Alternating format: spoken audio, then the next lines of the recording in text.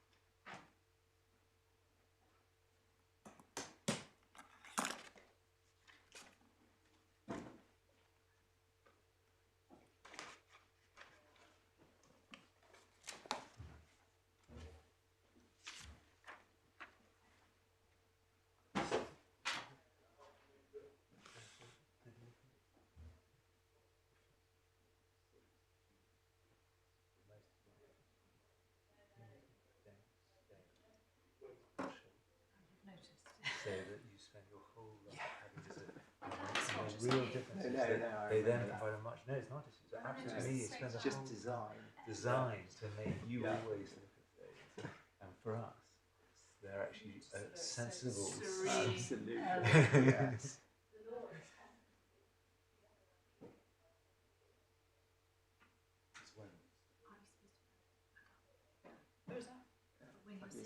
Have you got an actual silk with yours that you didn't get? I didn't All right. know.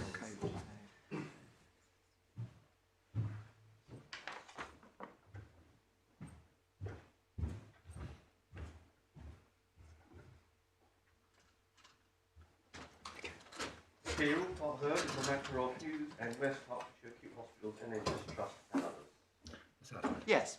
Morning, my lord. I was just going to come to Mr. Mannion's report, if I may, which is in the charcoal bundle at tab 13. And the page I wanted to go to is page 109.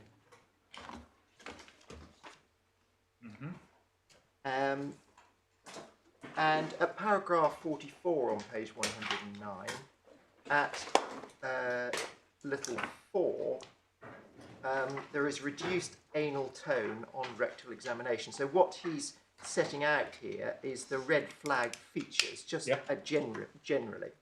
And then he says, when found in CES, this is generally a late finding. Therefore, this would not usually be seen in patients who did not have 2 or 3 already. We can see 2 or 3 above. Reduced sensation in the saddle area, reduced loss of bladder function, etc. In isolation, this finding has a poor predictive value for CES and is generally considered an unreliable test.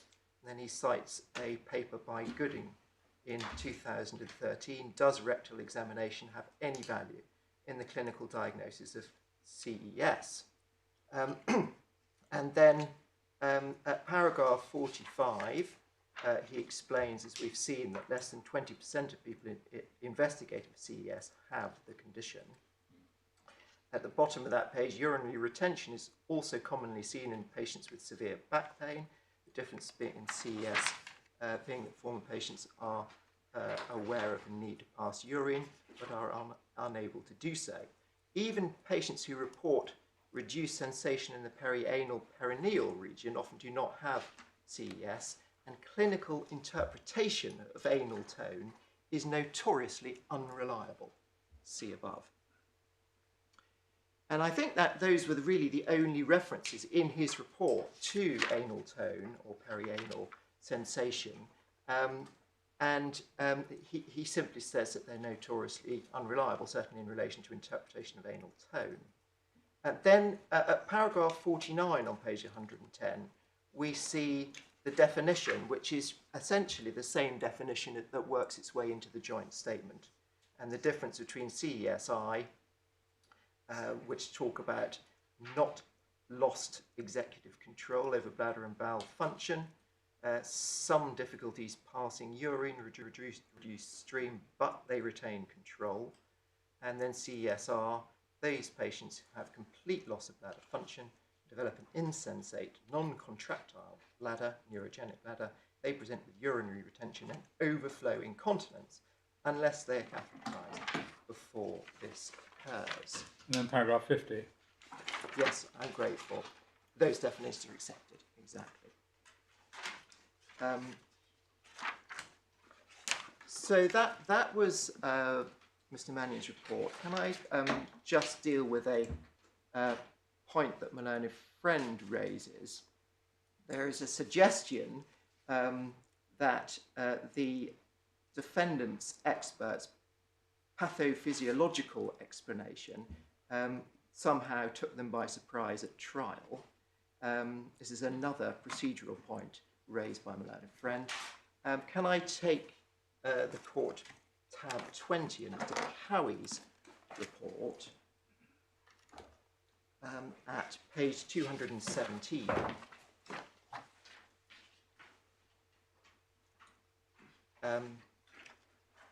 And could I ask the court to read paragraphs 4.5 through to 4.8 on 280? You've been referred to this before, I think. Have you? I'm sorry. Oh, but I'm sorry, no, yes. no, it doesn't harm to read it again. No, absolutely. 217 to 218.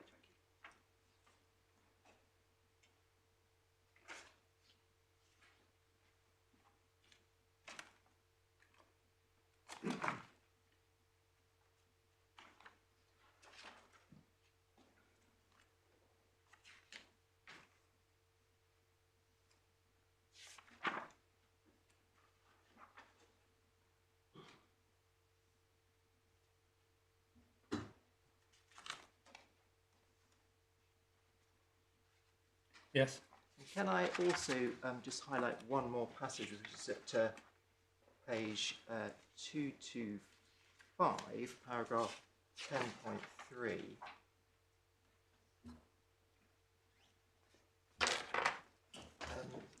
10.3 says there is general consensus that clinical examination of patients with suspected CES is problematic and notoriously unreliable.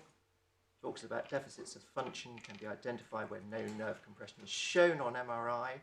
Next sentence, assessments of perineal sensory function and rectal muscle tone are particularly difficult, and sphincter dysfunction and weakness of muscle tone may not be identified even when executive control of the bladder function has been lost.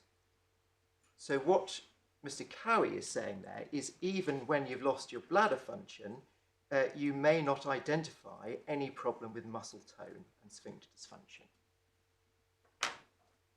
Now, Mr. Cowie's position was entirely consistent on that point. And the reference to the sphincter there is to the anal sphincter, presumably? Yes, it's to the anal sphincter, yes.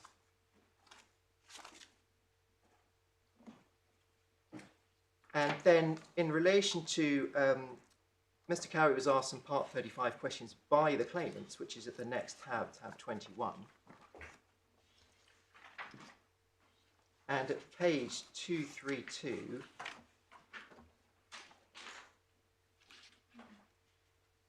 in answer to question 3, this was January 2019, so a couple of months before the trial.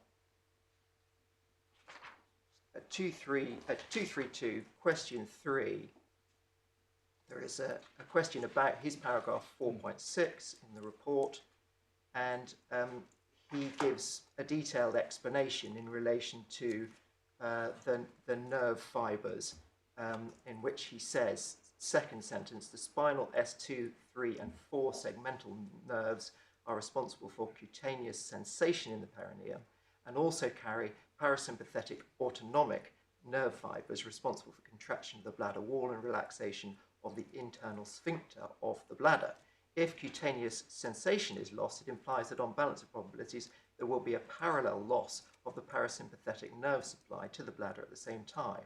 In my view, on the balance of probabilities, it is likely that the loss of control of the bladder occurred at the same time as the onset of the perineal numbness, because the nerve fibres responsible for this function were no longer able to conduct electrical impulses. Considering the question of when the claimant's bladder function became irretrievable hinges on when the non-functioning nerve fibres in the nerves undergo cell death on account of the continued cessation of microcirculation resulting from compression by other nerve by the disc material. In my view, on balance of probabilities, irretrievable damage occurred 4 to 6 hours after 4 to 6 hours of nerve root compression, i.e. mid to late morning on the 12th of March 2012. And we know from Mr. Hewes' account that he first suffered these symptoms shortly before 5 o'clock in the morning. So that was Mr. Cowie's position. The claimant knew entirely that it was, what Mr. Cowie was saying was that it was compression at 5 o'clock in the morning. Continued compression results in the nerves becoming irretrievable sometime mid to late morning. Now, in terms of the joint statement, that's on the basis of 6 hours leading to death. Yes. And that's based on the Gleave and McFarlane Yes, absolutely. paper, which says it was thought to be 12 hours and it's now thought to be 6 hours? Yes, actually, I think it says maybe less than 6 hours, but certainly, yes, exactly. It says 6 hours. And There's nothing subsequently in the literature casting doubt on that. Not that I'm aware of, no.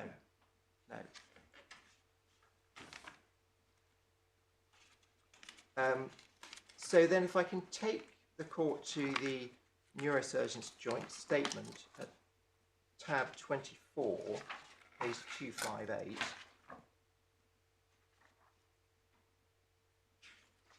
And in particular, starting at 259 at the top, they say this: before addressing the agenda questions, the experts discussed the claim in general. They agreed that the critical aspects of the claim were the claimant's status with regard to CES, complete versus incomplete, and the timing of surgery. They agreed for patients with CES complete, CESR, the general held view is that outcome with regard to cauda equina function is unfavourable on the balance of probabilities, although in some patients it is favourable. So the point that Malone Friend was making about the fact that there are some patients in CESR that recover was agreed by all the experts in the joint statement. But on the balance of probabilities, they wouldn't recover. On the other hand, for those with CES incomplete, CSI, the outcome with regard to surgery is favourable on the balance of probabilities, although some of these patients have an unfavourable outcome. And then at the bottom of 259... Was it always accepted that this question of whether surgery was too late or not is a balance of probabilities question? It's not a loss of a chance question. It's a balance of probabilities question. I think that's common ground. Yes. And then the agenda questions at number 1, and they're asked to identify red flag symptoms or signs, and one can see that perhaps the drafter of these questions has had Mr. Mannion's report quite properly in mind because it follows his format. The red flag symptoms and signs are listed there, and number 4 is reduced anal tone on rectal examination. In brackets, this is generally a late finding in more severe cases of CES. Therefore, this would not usually be seen in patients who did not have other red flag symptoms, especially 2 and 3. And then over the page at 260, the emergency MRI should be done, but a majority don't have CES. And then the 2 groups. And we've seen those definitions. CES incomplete talks about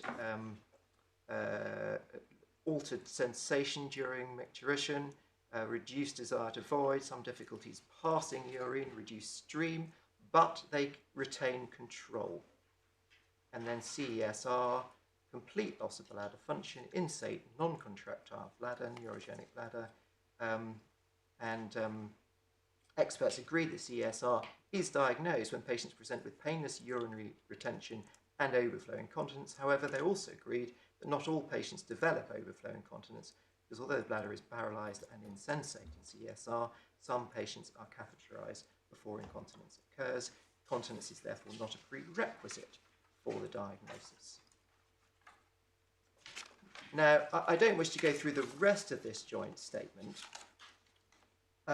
other than to make the point that it's a fairly lengthy, detailed it records a fairly lengthy, detailed discussion between these 3 eminent neurosurgeons. And I think I'm right in saying that it doesn't mention anal tone or perianal sensation anyway, apart from the passage I took you to as a red flag. Certainly, Mr. Mannion does not make the case in response to Mr. Cowie and Mr. Crocker, who were relying on the 6-hour window. He does not make the point that, yes, but what about anal tone? There were findings of anal tone and then they reduced. And so that is an answer to the 6-hour point. That doesn't feature, as far as I'm aware. I will obviously be corrected if I'm wrong about that. And then, can I then leave that bundle behind and come on to the transcript itself of the oral evidence? evidence. Oh no, sorry, I've got one more thing to do, which is in the blue bundle, which is just to identify the examinations of anal tone and perianal sensation, which appears in the particulars of claim, which is tab 18.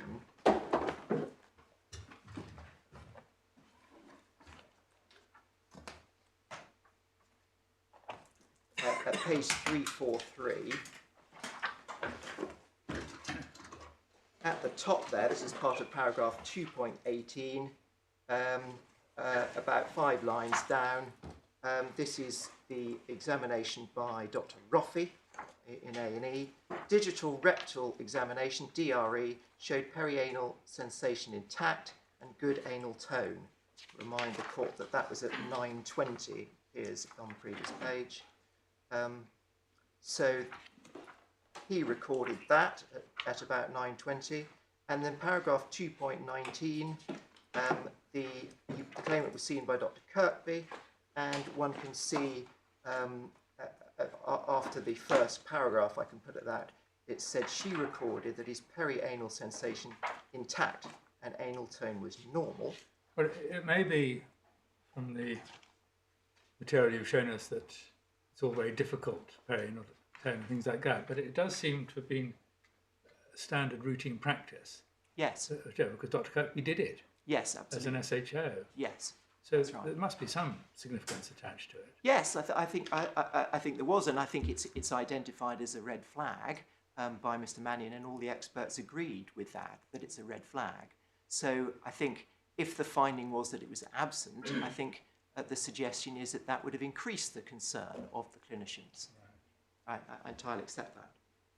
But Mr. Cowie's... So you say in a red flag context? Yeah, in a red flag context, exactly. Mr. Cowie's point is that you could have CESR, but still find this. Yes. And then page 345, paragraph 2.29. So can you just tell me what NBM is? Nil by mouth. Oh, nil by mouth. Nil by mouth. Yes. Yes, that is suggesting that surgery may ensue. Surgery may, yes. Yeah. So surgery was in mind. Yes, absolutely. Yeah. And then page 345, paragraph 229, is the examination by Mr. Mackenzie or Dr. Mackenzie. I think he was Dr. Mackenzie at the time and later became Mr. Mackenzie, at 1500, and his examination suggested perianal sensation 2 arrows down, so very much reduced, yes. No anal tone. Yeah. But then if we go on at page 346, yeah. Treatment at Queen Square, 2.334, the finding there in the third line of that paragraph is reduced anal tone. So it's changed from no anal tone at 1500 to reduced anal tone at 2034 at Queen Square. And then at page 347, paragraph 2.42, note by the neurosurgical registrar at 2300, so that's when the surgery started. And in that note, it says reduction in sensation, arrow down, sensation L5, S1, S2, S3, S4, area of anaesthesia, reduction in anal tone almost absent. So even at 2300, there was a finding that there was anal tone when the actual surgery took place.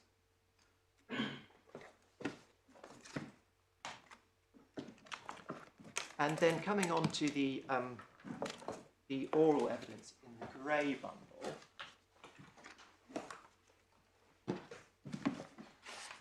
and the evidence of Mr. Mannion is at tab 12, page 320. I would have to start.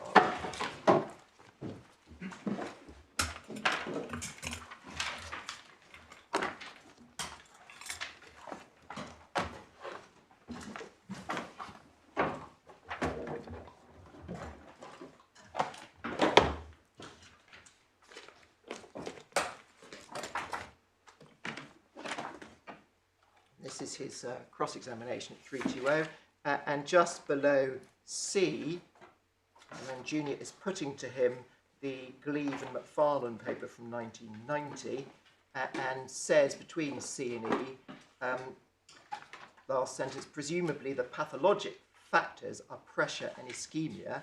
Answer yes.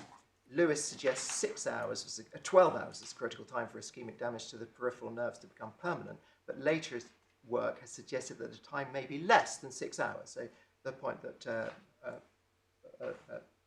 Lord Justice Nugee was just raising. And they talk about common orthopaedic experience with tourniquets.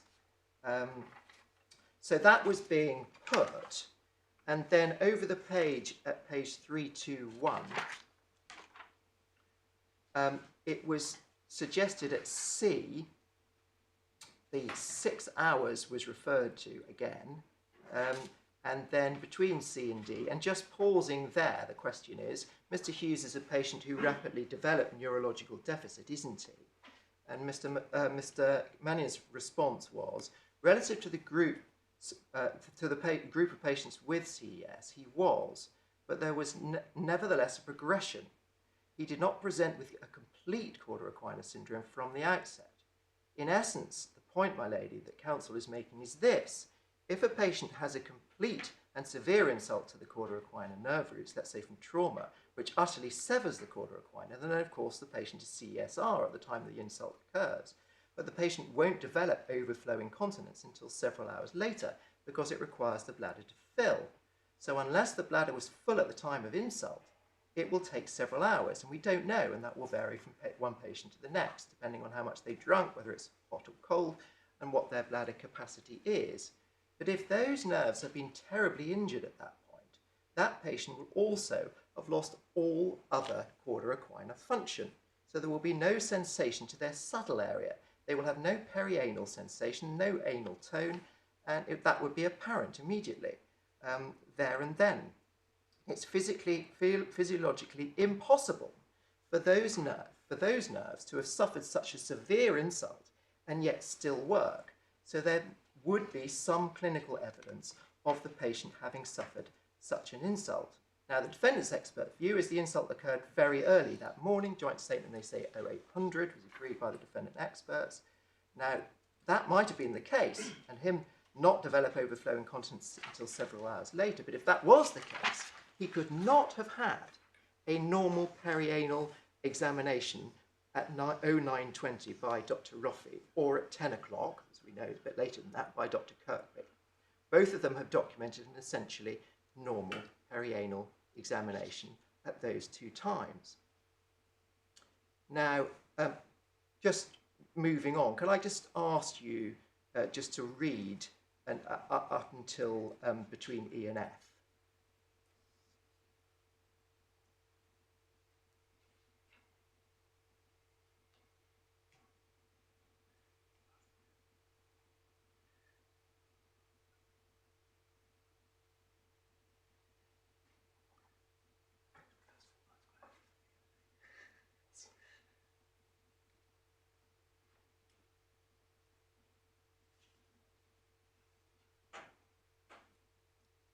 In fact, sorry, down to G.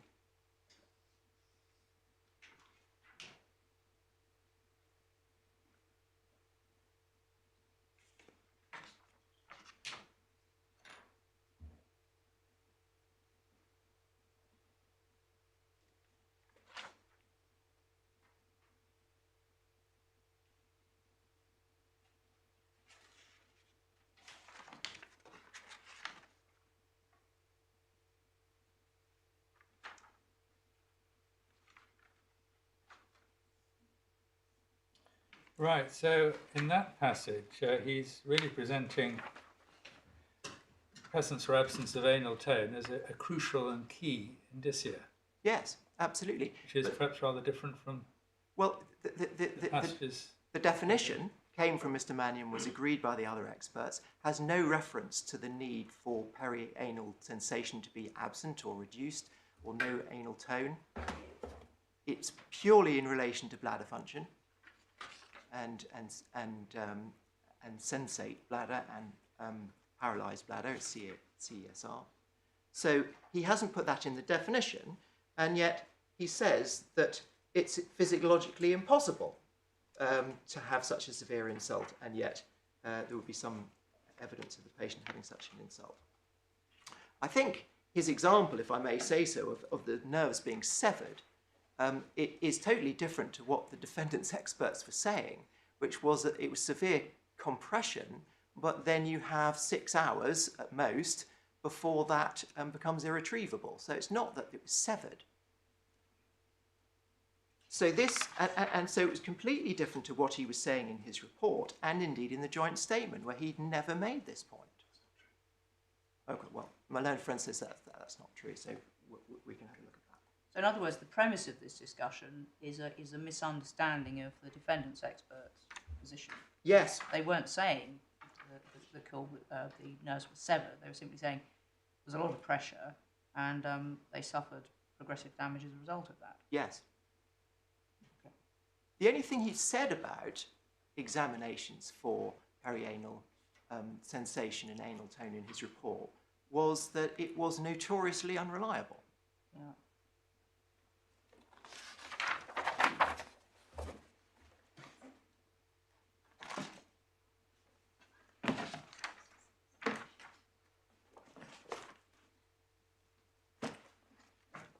So then that was put to Mr. Mannion at page 323 between C and D. Specifically quoted notoriously unreliable. And his answer is, so my lady, the point about unreliability is the one that I made. It is a poor predictor of diagnosing cauda equina syndrome in patients who present to A&E departments, because most of those patients with symptoms and signs do not have cauda equina syndrome. Therefore, there is a literature, and some of it's been made into the bundle, on the unreliability of those clinical signs. So it's physiologically possible to have those signs and symptoms with normal cauda equina function. It's physiologically impossible to have those preserve function is the cauda equina is irreversibly damaged and severely damaged. That's the point. Now, he hadn't said that in his report. He said that examination of it was notoriously unreliable. In other words, you can't rely on a finding. But what he appears to be saying here is, oh no, because it's possible to have a normal cauda equina and you have some abnormality, that therefore it is useful as a predictor, which is not something that Mr. Crocker or Mr. Cowie accepted. What did they say in cross-examination? Since we're engaging in island hopping, let's hop to those islands, shall we? I could, certainly, my lord, I can go to that. So if we go to firstly Mr. Crocker, it's at page 360 in this bundle.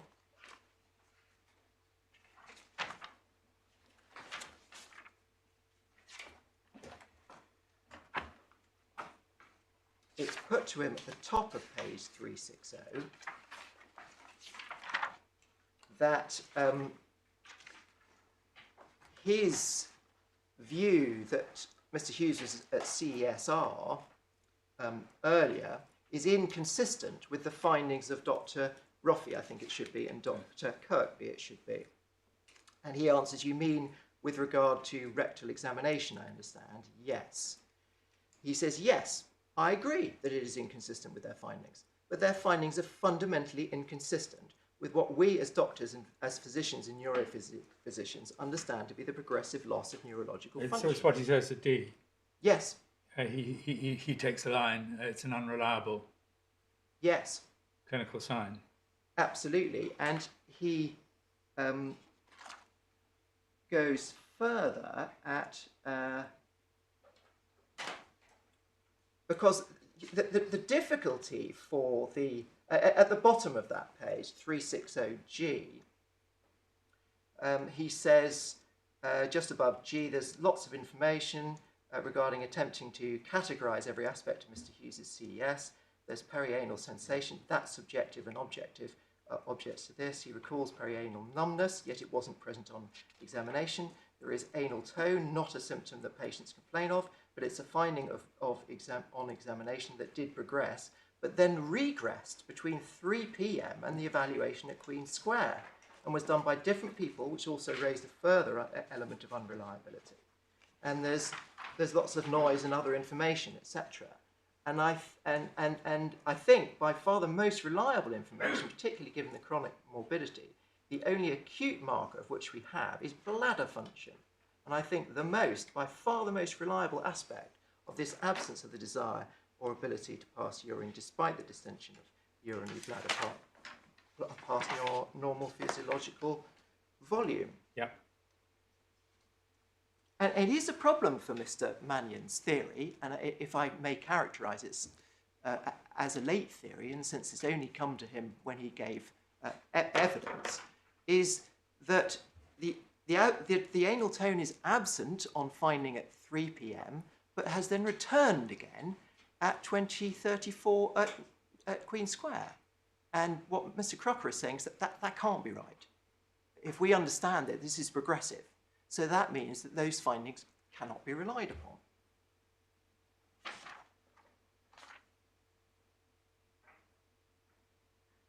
And he makes the same point at 362 in D.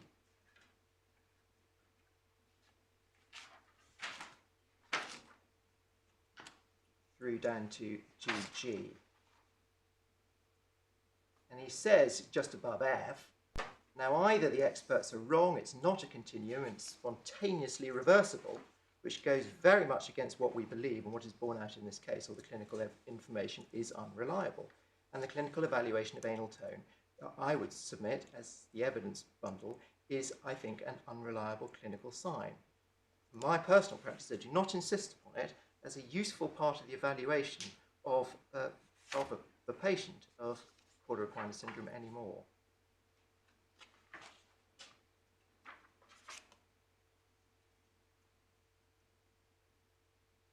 And then the judge asks a question which suggests that she's completely on top of these issues. Absolutely.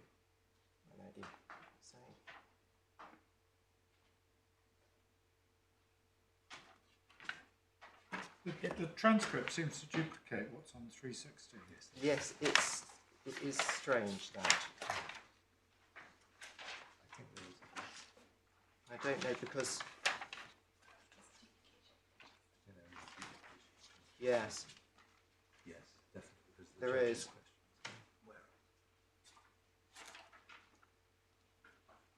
I don't know why that is, because the full transcript has done it. Obviously, it's not just we've not just copied it when we filtered the transcript.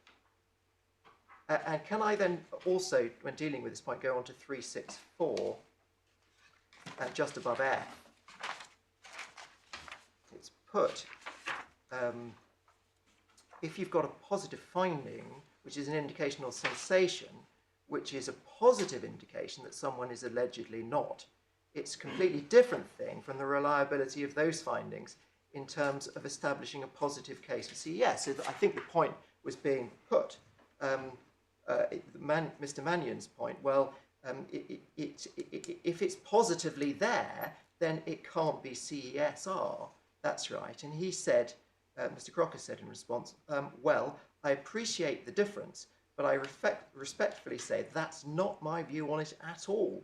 My view is that rectal examination is an unreliable test, full stop.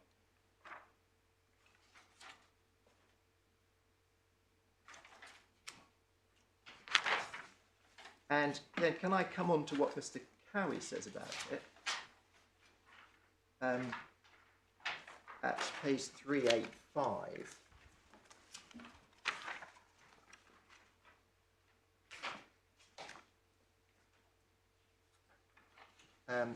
At B, it's put to him the finding at Queen Square at 2034. That finding in itself would be inconsistent with the claimant having CESR at 8 o'clock. That's 8 o'clock in the evening. And his answer is this: I disagree. The muscle that controls the, I think it must be anal sphincter, there are two parts of it. The upper part, the internal sphincter, is mediated by a nerve supply that is from the autonomic nervous system. as we have described just before the break. The external sphincter is innervated by the somatic nerves, in other words, the nerves which control the muscles, the ligaments, the bones of the skeleton. And so, if there has been a loss of autonomic nervous function, there could still be some tone within the muscle that is supplied by the somatic nerves. You've already heard in court that some nerves fibres are more vulnerable to pressure damage than others, and the nerve fibres that control skeletal muscle are less likely to suffer under pressure than the small diameter nerves of the autonomic system.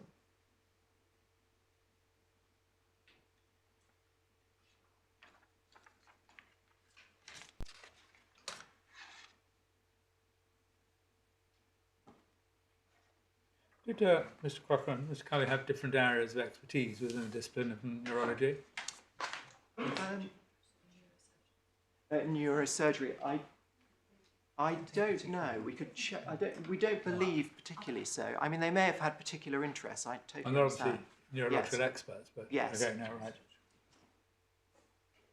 right. Neurosurgical, yeah.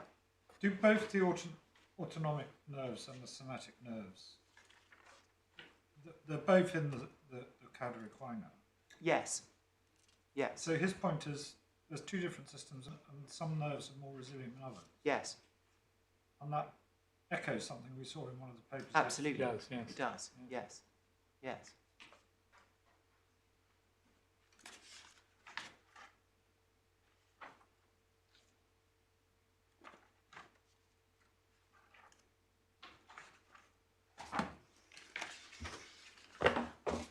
And then, can I just to finish this point at page 396, at the top of page 396 is still Mr. Cowie. I think this is in re-examination. Right at the top. Right, okay, so now I think the proposition was also put to you. The literature fixes on the concept of the loss of anal tone as being an important element.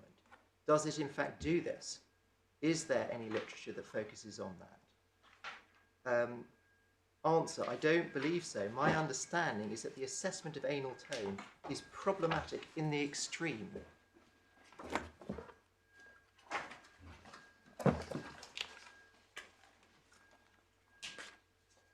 So what Mr. Cowie was saying is, yes, you can have some preservation because some nerve fibres are more resilient than others. But still, assessment of anal tone is problematic in the extreme, which is exactly, effectively, what Mr. Mannion said in his report, notoriously unreliable.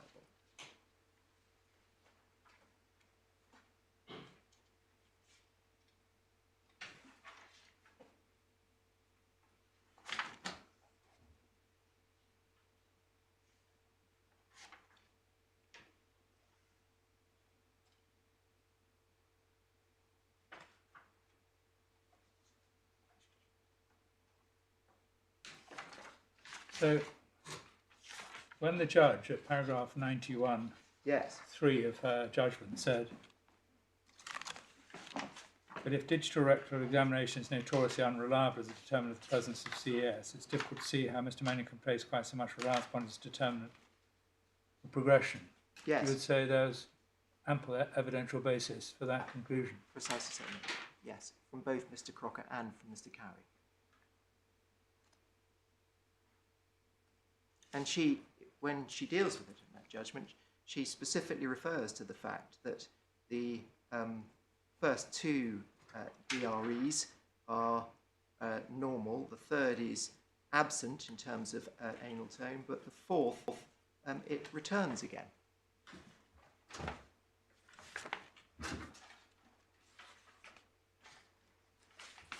And she accepts Mr. Cowie's evidence that some nerve fibres are more resilient to compression than others. That's why bladder function may be lost whilst anal tone is maintained. And it is, in my submission, difficult to understand if Mr. Mannion thinks that this is such an important point that you can't effectively have CESR with those findings of anal tone and perianal sensation, then why aren't perianal tone and perianal sensation and anal tone part of the definition of CES? His definition, which everyone else accepted. They're not. Those are defined in terms of bladder function and bladder sense, which is... Mr. Hutton, can I just ask a question, because this is something I'm not clear about. Is what's referred to as anal tone a product of what the internal sphincter and the external sphincter are thought to be doing? I'm going to have to... I don't know is the short answer, and that's not very helpful, I'm sorry. No, because if it were... The voluntary squeeze, yeah. That's the external sphincter. Right. No, but I mean, when a digital rectal examination is carried out, is part of that to test what's going on with the sphincter? Yes. It is exactly. That's what it's there for. So if the internal sphincter and the external sphincter are fed by different nerves, you wouldn't be able to tell which, if either of them or both, was actually still working. That's right. I think that's Mr. Cowy's point. I think absolutely. Okay.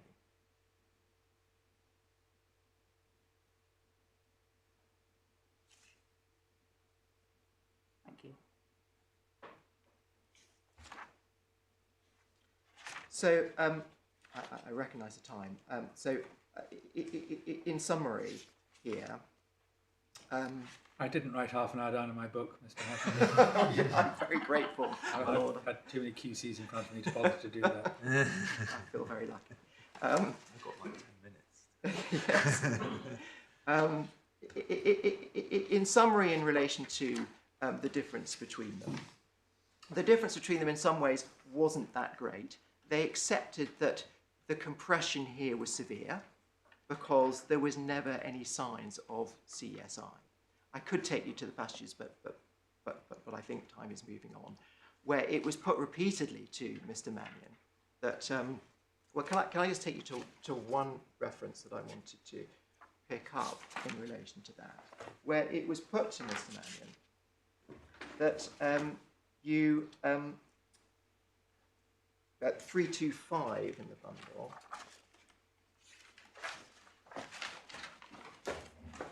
that... which bundle? Oh, sorry, the same bundle. Great. Oh, yes, sorry, you put it away. I Yes, put it the away. same grey bundle. Tab 12, page 325.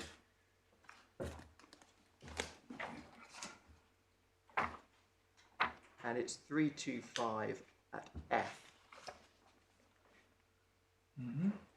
And it's putting cross-examination at F, and then just looking at the CSI definition, that definition does not include the inability to void, does it? Answer, it includes loss of desire to void. Yeah, but not the inability.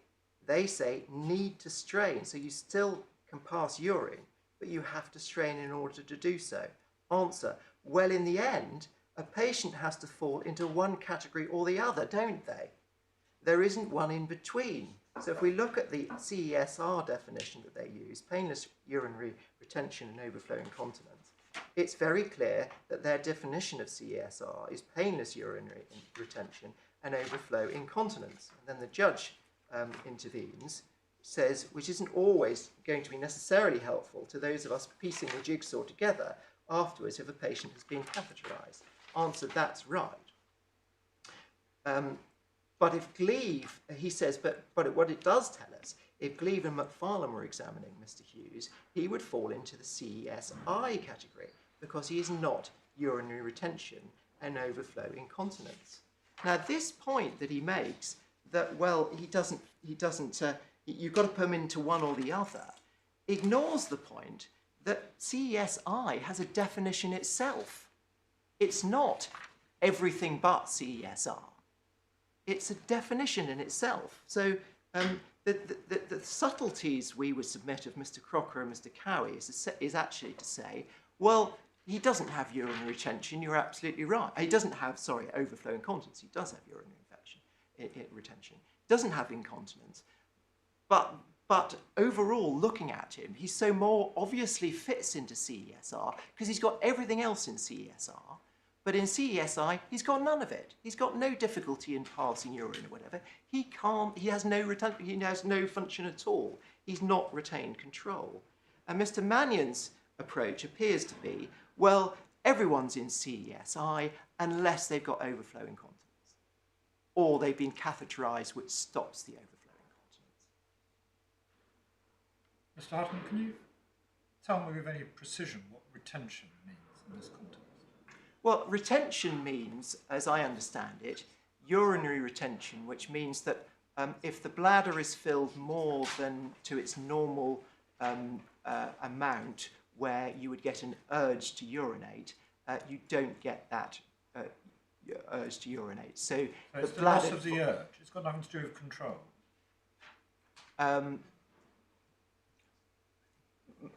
My understanding is that in conjunction with the definition of CESR, it is the loss of executive control over the bladder. That's a difference. Well, that's different, isn't it? That's the ability. That's why I asked whether you could be precise about it. Yes. No, that's right. I mean, it was dealt with in the evidence because Mr. Mannion accepted that he was in painless urinary retention at 12:03. And my understanding is that retention in this context means, and I think my second answer was better than my first, it goes beyond just not the urge to urinate, it goes on to the inability to urinate. So you've gone over the normal 400 millilitres Yes. at which you would normally feel an urge. Yes, Without feeling it. That's the insensate. yes, Plus, you're not able to void when asked to. yes, And that's the paralysed bit. yes, So it's exactly. the paralysed It's both. insensate bladder. Yes, And that is what you say is the retention. retention. Thank you. Yes. Because effectively, you can't get rid of the urine apart from with a catheter. And that's why you're retaining it.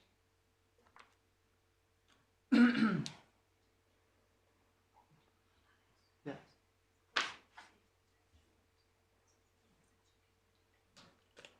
Yes. Well, you can, as is pointed out, you can be in painful retention as well as painless retention. Yes, I think Cleveland McFarlane's said that. Yes, it does. But it's so- all agreed that here Mr. Hewes was in painless retention. Yes, but that raises the question, if you can be in painful retention, it cannot be part of the definition of retention for these purposes. Yes, That you can't feel it. Exactly. no, that's right. It's the inability to get rid of it. It's the inability to get rid of it, I think, is the defining element of it. It just comes down to that, the loss of executive control. Yes, that's Because his the painful understanding. one, they want to. Yes, the they painful can't. one they actually want to, but can't. But Painless they don't want to. whether or not you are insensate may be relevant.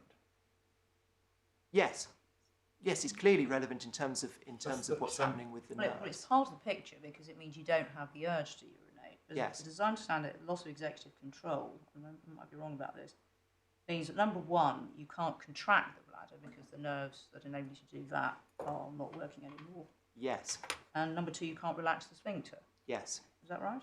yes, I believe that's right.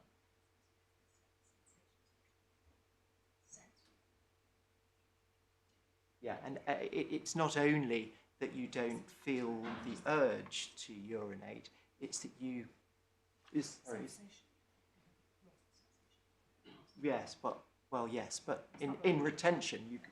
Yes, I'm not sure that's going to help. It's just that all this debate makes one wonder whether, as there were a one-size-fits-all portmanteau definition, quite Yes. hits the target. No, absolutely right. I mean, Yes. even in the law, which can be sometimes more black and white, Yes, principles are very often modified by saying in the ordinary way, yes, yes. or, I mean, or the general rule is, there's always a little bit of caginess allowing for the exception. yes. Anyway, And that's indeed reflected in the evidence of Mr. Crocker, for instance. If you go to page 367 in this bundle,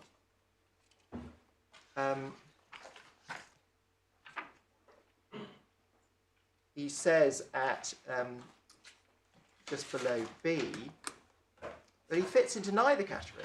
He does not have altered urinary sensation. So these are the CSI things. He does have loss of Sorry, desire. which page? I'm so Sorry, 367. 367B. Yes?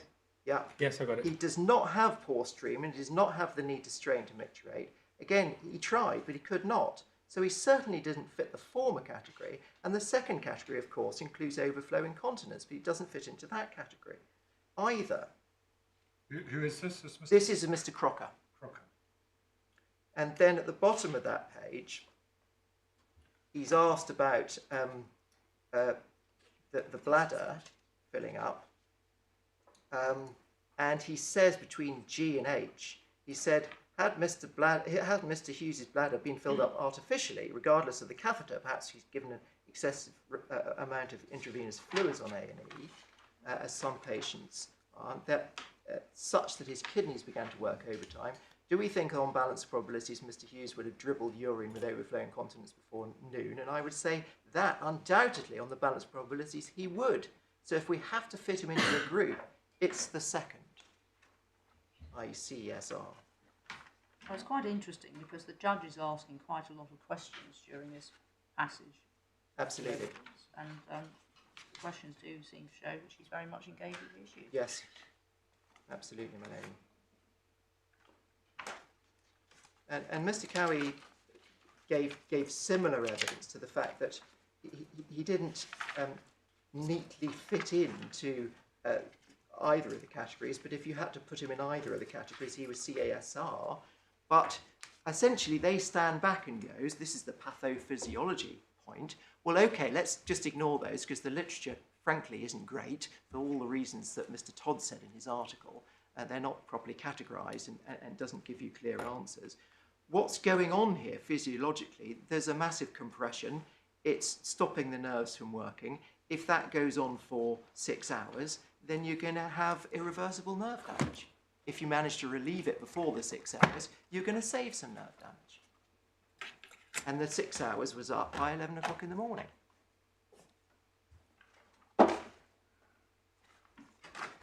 Anything else on this topic, Mr. No, Hub? my lord, that would conclude my submissions. In relation to the literature, you can put that away. Essentially, as the court has seen, the judge had to make a decision between these two competing theories as to what had happened. There were arguments for Mr. Mannion's approach. Mr. Hewes hadn't developed overflow incontinence yet, but we say query as to how reliable a sign that is, because that's simply just a marker, and there's the elements of arbitrariness as to whether you do have incontinence, how much you've drunk, how full the bladder was before the compression started, etc. And there were the findings of the very junior doctors, an FY2 and an FY1, so second year out of medical school and first year out of medical school, of anal tone and perianal sensation being present, absent anal tone at 1500, but then of course it apparently came back again in the evening, which it doesn't fit with that picture. Mr. Crocker and Mr. Cowie said, well, the literature isn't that helpful, and so what do we see? We see the 6 hours after severe compression. He never went through the straining, etc., etc. So he never went through the symptoms that you see in CESI. He fits into the CESR category, and if you accept that 6 hour window, then it is irreversible by the time of 11 o'clock, and the judge found in paragraph 91 that it was irreversible effectively by 12:03, and the bladder scan and the failure to urinate when asked to do so. We would submit that in relation to her findings at paragraph 91, that Mr. Cowie and Mr. Crocker's theory was compelling for the reasons that she's given. We submit that in relation to the passage where she refers to the various different definitions of CESR and CESI in the literature, that she's right in relation to what she says about that, and we've addressed that in our skeleton at paragraphs 87 to 89, each of the references that she gives. In relation to, she's dealt with the bladder scan, she's dealt with the anal tone and perianal sensation. She's given reasons for doing so. She was entitled to take her view as to which experts she preferred. She clearly, at 91.2, preferred Mr. Crocker and the way he gave his evidence to Mr. Mannion's evidence, where she raised various concerns at paragraph 90. I don't need to go through those, but they're absolutely in the province of a trial judge listening to experts.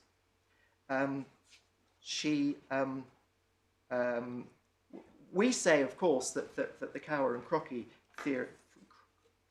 and Crocker theory, so I'm saying that properly, it is compelling. But of course, we don't have to persuade the court of that. In fact, the appellant has to show either that there was no evidence to support her conclusions, or that no reasonable judge could have come to them. We contend the claimant comes nowhere close in that regard. May I end just by saying this? The appellant's approach on this appeal, certainly in the grounds of appeal and skelism, although not in the way that's been outlined already by Mr. Booth, has, as we've seen, been liberal with accusations against the judge, 4 fundamental errors undermining her judgment, 22 errors in an appendix, misconstruing the evidence, failing to grasp the medicine, catalogue of failings, which is designed to paint the picture that the judge simply didn't know what she was doing in this case, that she was, in effect, all at sea, and that her judgment is thoroughly unsound as a result. What we've sought to demonstrate, and I suggest Mr. Antelm has as well on behalf of the third defendant, is that that characterisation is a travesty of the true position here. Is that, and picking up the points that Milady made just recently, if you go to the actual conduct of the trial and how the judge dealt with it, as well as going through the judgment, this was a judge whose understanding of the issues, both factual and medical, could not properly be faulted. That she reached reasoned conclusions clearly expressed, properly based on the material before her. Of course, it's possible to disagree with those conclusions, but it is contended that she was plainly entitled to come to them. And if that is so, then this appeal should fail both on breach of duty and on causation.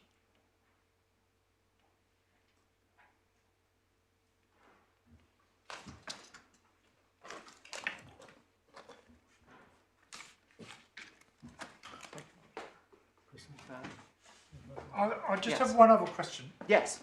about the CESR. Is it your case that the point of no return is reached when you enter CESR, or 6 hours after you enter CESR? What was the basis on which the experts were proceeding? The basis on which the experts were proceeding was that there was a very severe compression which stopped the nerves working at 5 o'clock or just before 5 o'clock in the morning. Well, that was the defendant's expert. That was the defendant's But expert. Mr. Mannion didn't agree. Well, he did, in the sense that he accepted that this was a severe case of compression. Right. But he kept saying it was CESI, which we struggled with because he didn't have any of the symptoms of CESI. So our theory is that that was retrievable if you can relieve the compression at some point between the 6 hours. Obviously, it's a declining position. So the closer to the 6 hours, the less you can retrieve. But the curiosity of that, Yes. which is why I asked the question, Yeah. is that the experts in their joint statement agreed that on the balance of probabilities, once you were in CESR, the outcome was unfavourable. Yes. But from what you've just said, what they should have agreed is that from 6 hours after you enter CESR, the Yes. outcome is unfavourable, but if you can catch it in the first 6 hours, you're right. Yes. So I'm not now clear whether when the judge in paragraph 91 says, I'm satisfied that he'd progressed to CSR by 12:03, Yes. whether what she means is, I'm satisfied that by then he'd been in severe compression for 6 hours say Yes. that the nerves had already died and the position was irretrievable. Yes. That's not quite. Well, the difficulty is, I suspect, as your lordship says, that was what was agreed as the determining factor. Is it CESI or is it CESR? And that may be because the literature isn't actually very helpful on the subject. And they've tried to categorise it in this way, but the literature doesn't answer that question. Well, as I sort of say yesterday, I think, rather than engaging in whether definitionally he comes within CSI or CSR, Yes, the key question is, at what point did the position become irretrievable? absolutely. And that's Yes. really the question which the judge addressed. And this is why I think Yes. saying, is it CSI, is Well, it CSR, doesn't No, quite hit. The crucial point is, at because what the time did it become irretrievable? yes, absolutely. And that's why Mr. Crocker and Mr. Cowie say, well, actually, I think strictly he doesn't fit into either of these categories. But then you go and look and you see what the pathophysiology is. And that's the compression followed by a number of hours. And do you say that the judge in paragraph 91 accepted the defendant's theory that by 12:03 the nerves had died, Yes. had been in compression for Yes. 6 hours? Yes, I do. And therefore, the position had by then And become become irretrievable. Irretrievable. And you say that's her finding of fact. That's her finding of fact. So in a sense, the experts, by using the label CESR as a proxy for the point at which the damage to the nerves is such that there isn't a good recovery. Yes, And I think the attack on Mr. Mannion is he's working too much to definitions. yes, absolutely. Is it CSI or is it CSR, which Yeah. doesn't quite hit the central Absolutely right. point. That's right, and that's I mean, that's what the judge had to assess. that's what the judge says. So, I mean, Mr. Mannion. Yes, And the particular point, well, there's the anal tone point, but otherwise Yes. he seized on the lack of incontinence, yes, overflow incontinence. And the judge says, but that's a fixation. It's in the definition, but it's not important. No. Because what's important is, have you lost executive control? and of course, when one doing a kind of review of all these patients, like Mr. Todd or whatever, one has to see clear markers in order to try and categorise people. But Mr. Crocker and Mr. Cowie were saying, we don't need that. We've got this patient. We've got everything we need for this patient. We can analyse it and see we don't need those strict definitions. We know the history here is very severe compression at 5 o'clock and not relieved by 12:03.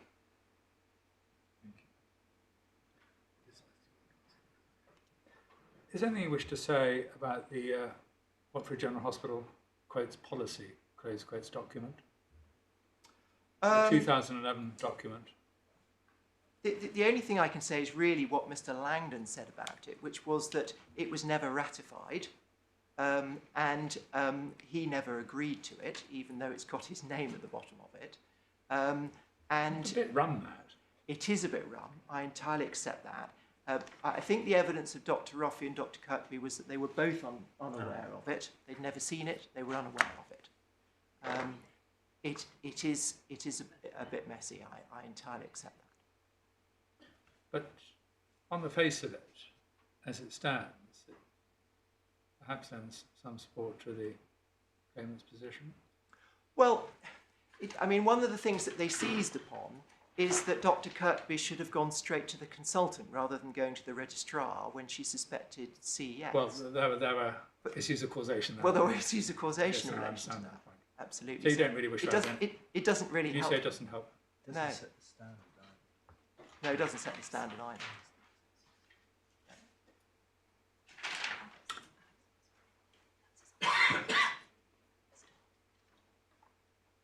Yes, he said, and transcript reference 177 was actually written before he started. But I accept it was a document that was in existence, and it was not a helpful document. And actually, the experts all agreed it was not a helpful document. But it was a bit messy on our part, and I entirely accept that. Thank you. Thank you very much. Mr. Booth, do you want 5 minutes to have a chat with Mr. McLeish, or you hope to go straight ahead? 5 minutes would be very useful, my lord. It would probably shorten my ramblings a little. I won't write that down in my book either. 5 minutes, just so you and Thank Mr. you very McLeish much. can have a chance.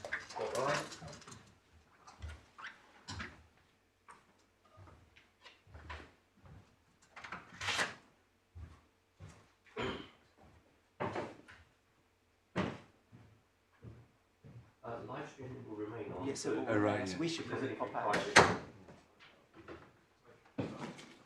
Yeah.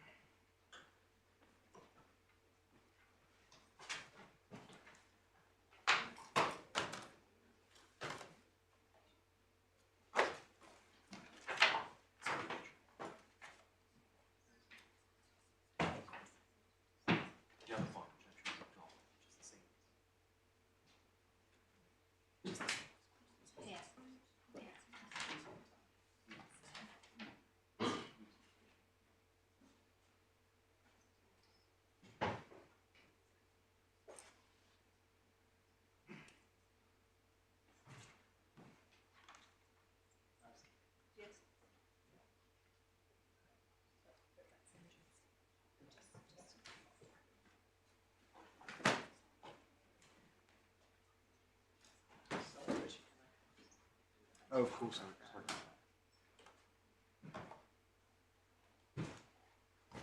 Councillor, are you ready?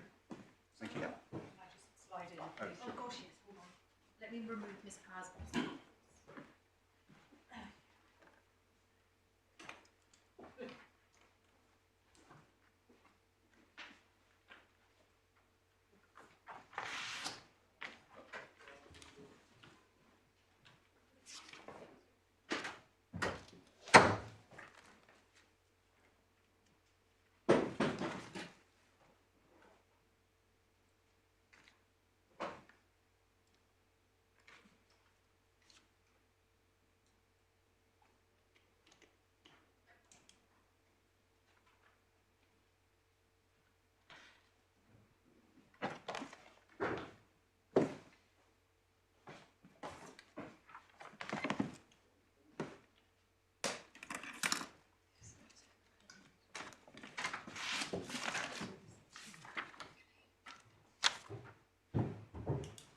rise.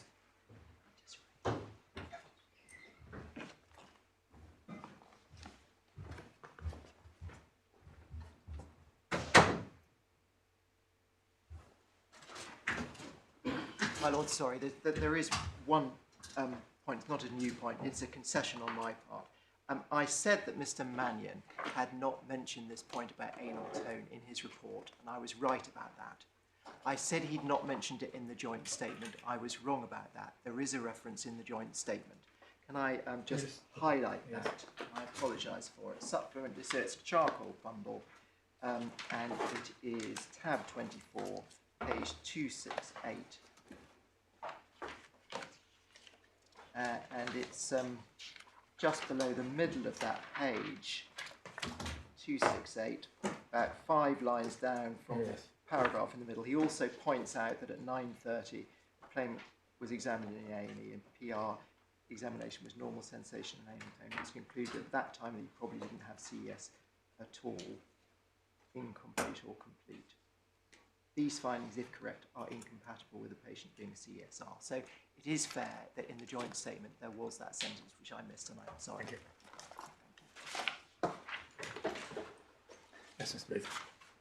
My Lord, I start by making an application to the court to place some further documents before you, those being the full witness statements of Dr. Roffey, Barry Hewes and Kerry Hewes. The purpose for seeking permission to place these documents before you, my Lord, is because Dr. Roffey sets out his note in full and sets out exactly what examination he performed at 9:20 in his witness statement. It wasn't a matter of challenge in any respect. In respect of Barry Hewes and Kerry Hewes, it's simply in respect of the full story of progression of symptoms. Are you going to build submissions on these statements? My Lord, in relation to Dr. Roffey, yes, but really it's for completeness because your Lordships and your Ladyship only have excerpts of the pages from. Mr. Antal? Well, we're entirely in your hands. You don't want to turn this into a large matter, but it's... Well, you are in our hands, but I want to know what you say. Well, indeed, madam. Do you oppose? We oppose it at this late stage, especially as it's not clear to us what the submissions are going to be that are developed on Dr. Roffey's statement. And in those circumstances, coming in reply, that's rather late in the day. And our only further concern is that they're submissions that are once again going to try and take the court back to the underlying evidence, which has already been dealt with by the experts and dealt with by the judge. And this is not the time to start island hopping to evidence in this way. We do oppose that. My Lord, I adopt what Mr. Antelm says. It is a matter for the court. These are not new documents, so I accept that point, but it's the submissions being made on them, which being made for the first time in reply, is awkward for us. I don't know what's going to be said.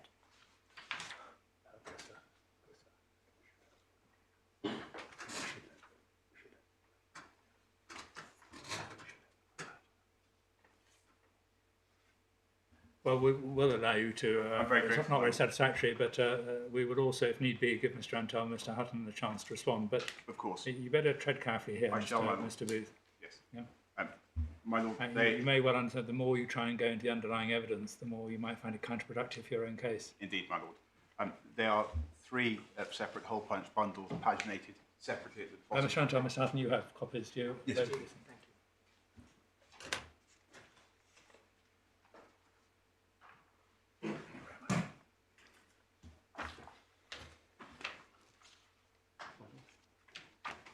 And my Lord, just for your reference and any highlighting, it's page 2 of that further bundle I've just handed up, from paragraph 5 on page 2 through to page 8 in relation to Dr. Roffey. And in page 18, Mr. Hewes, the paragraph 3 there, I first developed symptoms of sciatica in about April, May 2011, and then carrying on. And then Kerry Hewes, my Lord, again, it's page 30, where the background starts. And as to these materials, which are brought to our attention. Was there any relevant cross-examination on these? My Lord, in relation to Dr. Roffey, I don't believe so, my Lord. I'll just check the point.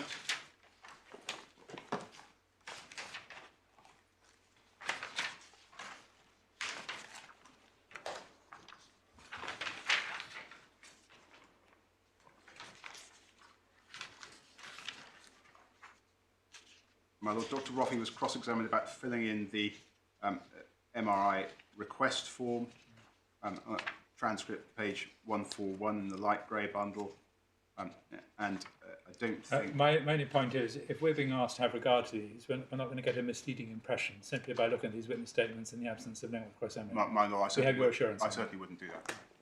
Okay. Right, now, reply. My Lord, yes. Just while I remember the point, one of the last points made, the 6 hours point. Yes. 6 hours from severe compression.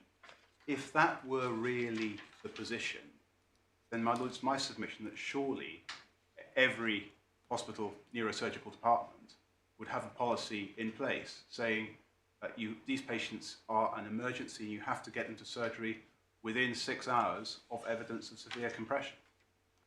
And clearly that's not the position. I'm sure not the position my own friend Mr. Hutton would advocate as being reasonable in all the circumstances. So one has to tread carefully here with issues of categorization.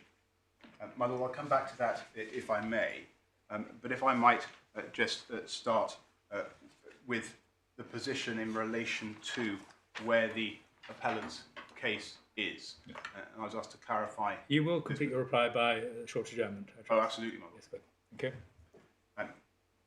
My Lord, the starting point is the admission of breach of duty of the second defendant in terms of admission. There's an admitted breach of duty on the part of the ambulance service. Of course, the case stands regarding the allegation of breach of duty against the third defendant, Dr. Tanner, as pleaded. And then, in terms of the first defendant, my Lord, it may be helpful just to turn up the blue core bundle and the particulars of claim at the back of that bundle. It's behind tab 18, page 348.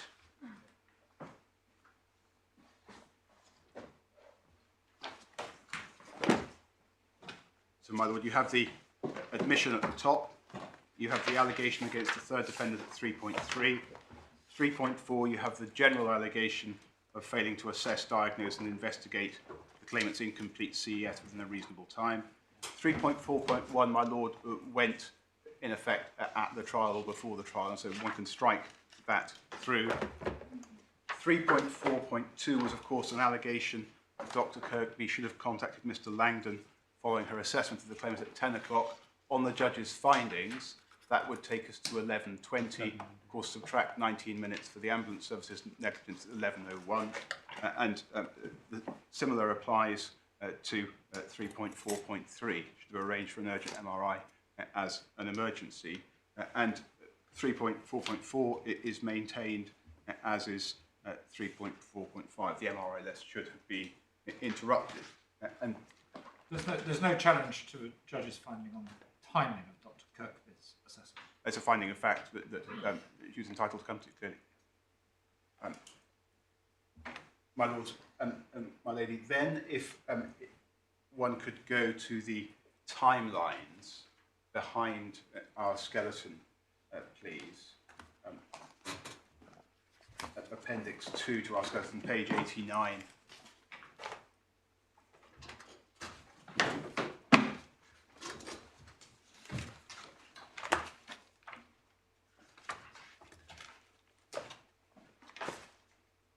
And my Lord, to make the position very clear, your Lordship will see foot of page 89, step 3, end of Dr. Kirkby's assessment, 11:01, so consistent with the position as I've just set it out. And my Lord, we stand by these timelines. Top of page 90, step 4b, Dr. Kirkby discusses with Mr. Langdon.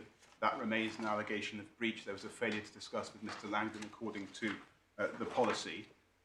And my lord, just in relation to the policy, just to explain the background to that, if your lordship will give me one moment in relation to that. The position was that on the 15th of July of 2015, so almost 4 years before trial, those instructing me wrote as follows: "We'd be grateful if you could provide us with the following that were in force at the relevant time in question, namely March 2012, which were applicable to Watford General Hospital and or the First Defendant Trust, including among those protocol policy on guidelines for management of acute cauda equina syndrome or equivalent spinal cord emergencies, protocol policy and or guidelines for obtaining urgent/emergency MRI scans." Those are the two relevant requests here. We did request all relevant protocols and policies relating to CES. In our original letter to you, you informed us by telephone in response you did not think there were any, but you were checking, although we never in fact received formal subsequent confirmation one way or the other. Request above is slightly wider than our original request. And then further request was made for further information the following day. My lord, 12th of August of 2015, the Trust Legal Department replied, please find enclosed 1, guidelines in relation to acute cauda equina syndrome. And my lord, that's the document you have at the back of the charcoal bundle. And my lord, until the start of trial, the claimant reasonably proceeded on the basis this was the policy in force at Watford General Hospital in March of 2012. And Mr. Langdon's evidence was that that policy, A, he was not a co-author of it, and B, the policy had not been ratified. But there was also evidence from Mr. Langdon to the effect that the policy had caused problems and, in effect, too many people being sent to orthopaedics. So there was clearly some awareness of it, some circulation of it, even though it's right that Dr. Roffey and Dr. Kirkby said that they were unaware of it. And my lord, going back to the timelines that we have from pages 89 through to 93, your lordship will see that in terms of these, the appellant has tried to be as fair as possible, basing the times there on evidence actually given at trial, or trying to assume a reasonable time based on what would have happened. So, for example, the discussion with Mr. Langdon, with Dr. Kirkby having to go and wait outside his office and wait for a gap in his clinic and discuss with him and the steps thereafter. And, my lord, the two competing columns from row 8 down, the MRI attend status, it's accepted, and that's why alternatives are included, that 1152 would be on the cusp in relation to the gynecological suspected cancer patient, because there was no evidence adduced by anyone on the relative urgency of that patient, but clearly, given the timings, it would have been very tight to get... Was that on the cusp, but wasn't she actually then underway? My lord, in terms of the request, if you go above, it's the discussion with the radiologist was 11:24. I think she was sent for, the request was in at 11:11, and she was underway at 11:34. So, my lord, I accept that it's much more difficult for the appellant in relation to that left-hand column than it is on the right column. But on the right... The very fact that those other two were both requested and then seen swiftly would suggest they were indeed viewed as urgent cases. That may well be, my lord. That may well be. But as ever, the gift, the evidence on the urgency of those patients was within the gift of the first defendant. No, the first defendant says, well, you never asked for those two patients. No, but of course, the claimant's pleaded case was based on a much earlier period in the day initially. And it's following the findings of the judge that 10:50 to 11:20 was Dr. Kirkby's assessment. That made the position more difficult. And my lord, just to clarify, the appellant does seek a determination that the judge's findings as to breach of duty be overturned.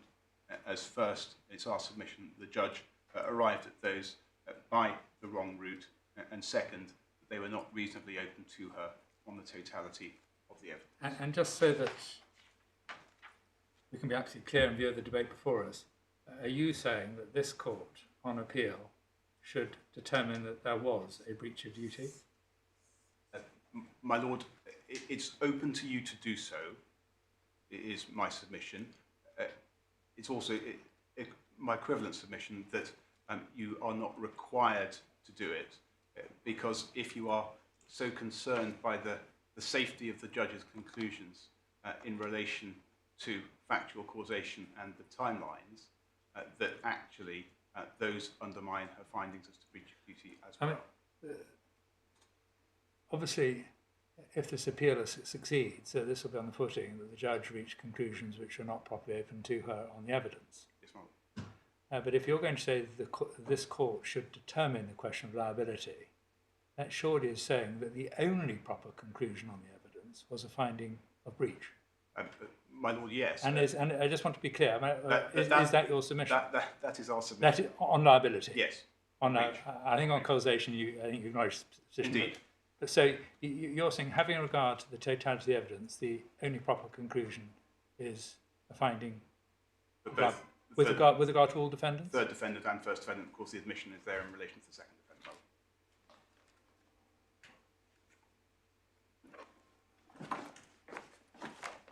Right. Well, that's clear. My Lord, picking up on some more general points first, if I may. One issue that was floated was, well, what would have been asked of Mr. Mackenzie had he been available to give live evidence? My Lord, he would have been cross-examined about why there was a request for a spinal X-ray of no utility in the diagnosis of CES, would have been cross-examined about the process for requesting an MRI scan and any discussion with the radiologist, and would have been cross-examined about the absence. Well, obviously you were disadvantaged by not being able to cross-examine Mr. Mackenzie, and the judge knew that, but ordinarily these issues and issues of weight and so on are for the trial judge. Of course, my Lord. Of course, I accept that. But just saying you had disadvantages is just a statement of the obvious. I'm trying to respond to points that were made in the course. But where does this point go? Because you don't have leave to challenge the judge's decision to admit his statement. No. So, and the judge any judge who admits a hearsay statement is obviously aware that there's a disadvantage because the claimant can't cross-examine. Of course, my Lord. So this is self-evident. So where does this take us overall? Well, it's in relation to the inferences point, my lady, as to what might have been the position. I'm not sure this is fundamental to your appeal, but my view is, again, as I said yesterday, and I'm not sure I've yet changed my mind, is once you take away ground 3, ground 4 loses a lot of its force. So you still have the points. Indeed, my Lord. Right. My Lord, I don't think that is a crucial aspect to your appeal. Obviously, it would help you if you're right. Yes. Turning to my learned friend, Mr. Antelm's submissions, my Lord, I'm sure it was merely a slip of the tongue. Mr. Antelm submitted this general practitioner knew that Watford General Hospital A&E had an MRI scanner. Now, of course, the A&E department didn't have an MRI scanner. The hospital had an MRI scanner. No, the AE could get it in. Indeed, but it's simply a small what point. Dr. Tanner knew was, I think, that the A&E was in a position to get an MRI scan done. He clearly did. My Lord, the question of the status of Mr. Hewes as a follow-up patient.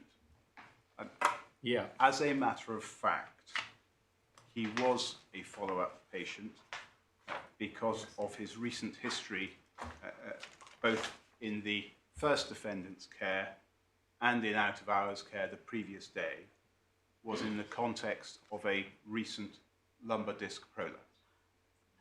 My Lord, Dr. Tanner elicited that history in the telephone call. Dr. Tanner knew he was a follow-up patient, and Dr. Tanner knew that Barry Hewes would need both MRI scanning and to be seen by an orthopaedic surgeon.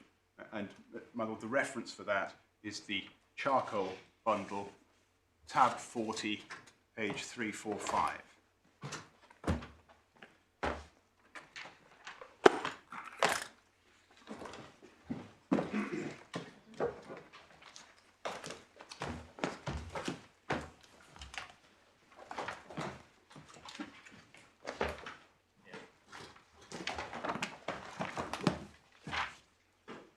Three 343 is where the transcript of the call that morning starts. About 6 lines from the bottom of 343, Mr. Hewes says, 10 months, the actual pain has got, how long have you had the sciatica and the herniated disc for? 10 months, actual pain got worse since Wednesday, had an epidural 3 weeks ago. That obviously hasn't helped either. Then over the page on 344, further questions to, from about halfway down, elicit exactly what his symptoms and signs are. And then top of 345, Dr. Tanner, it will need to be an A&E department. So if you're getting numbness in your genital area at this time, you have to go to the Watford General Hospital, because that's where the A&E department is. And that's where they can organise an urgent scan and get you seen by an orthopaedic doctor. So Dr. Tanner is fully aware at that time in the morning that Mr. Hewes would need not only an MRI, but also an assessment by an orthopaedic surgeon. Might need. I mean, you can't build too much on certain conversations. Well, I mean, Dr. Tanner was not in a position to say, this is CES. He has a red flag. And we know 80% of these suspected cases turn out not to be. My lord, yes, but that's by the by. This is suspected CES, and Dr. Tanner properly assessed this to be suspected CES. However, my lord, when looking at what Dr. Tanner appreciated would need to happen that morning, an MRI scan and get you seen by an orthopaedic doctor. He was right about that. The A&E department could organise a scan and could get him seen by an orthopaedic doctor, because that's exactly what happened. Well, my lord, yes, but in terms of the logic of going to A&E unannounced with no referral of any form, telephone or anything from Dr. Tanner saying, I'm sending this patient in, please be aware and get him seen as soon as he arrives, orthopaedic expected to be better. None of that happened. And in terms of the logic of the position, my lord, Dr. Kirkby's evidence was that she was first bleeped about Mr. Hewes at 10:34. That was 2 hours and 15 minutes after he arrived at the Accidents and Emergency Department. I think that's supplemental bundle, tab 5, page 17, my lord. And in terms of the delays that might be expected to occur in going through accidents and emergency, that is just indicative of what happens in accidents and emergency. And because this case is specific to Barry Hewes, and Dr. Tanner was aware that he would need both a scan and an assessment by an orthopaedic surgeon. But then that is predicated on the footing that had he been sent to orthopaedics, he would have been seen quicker.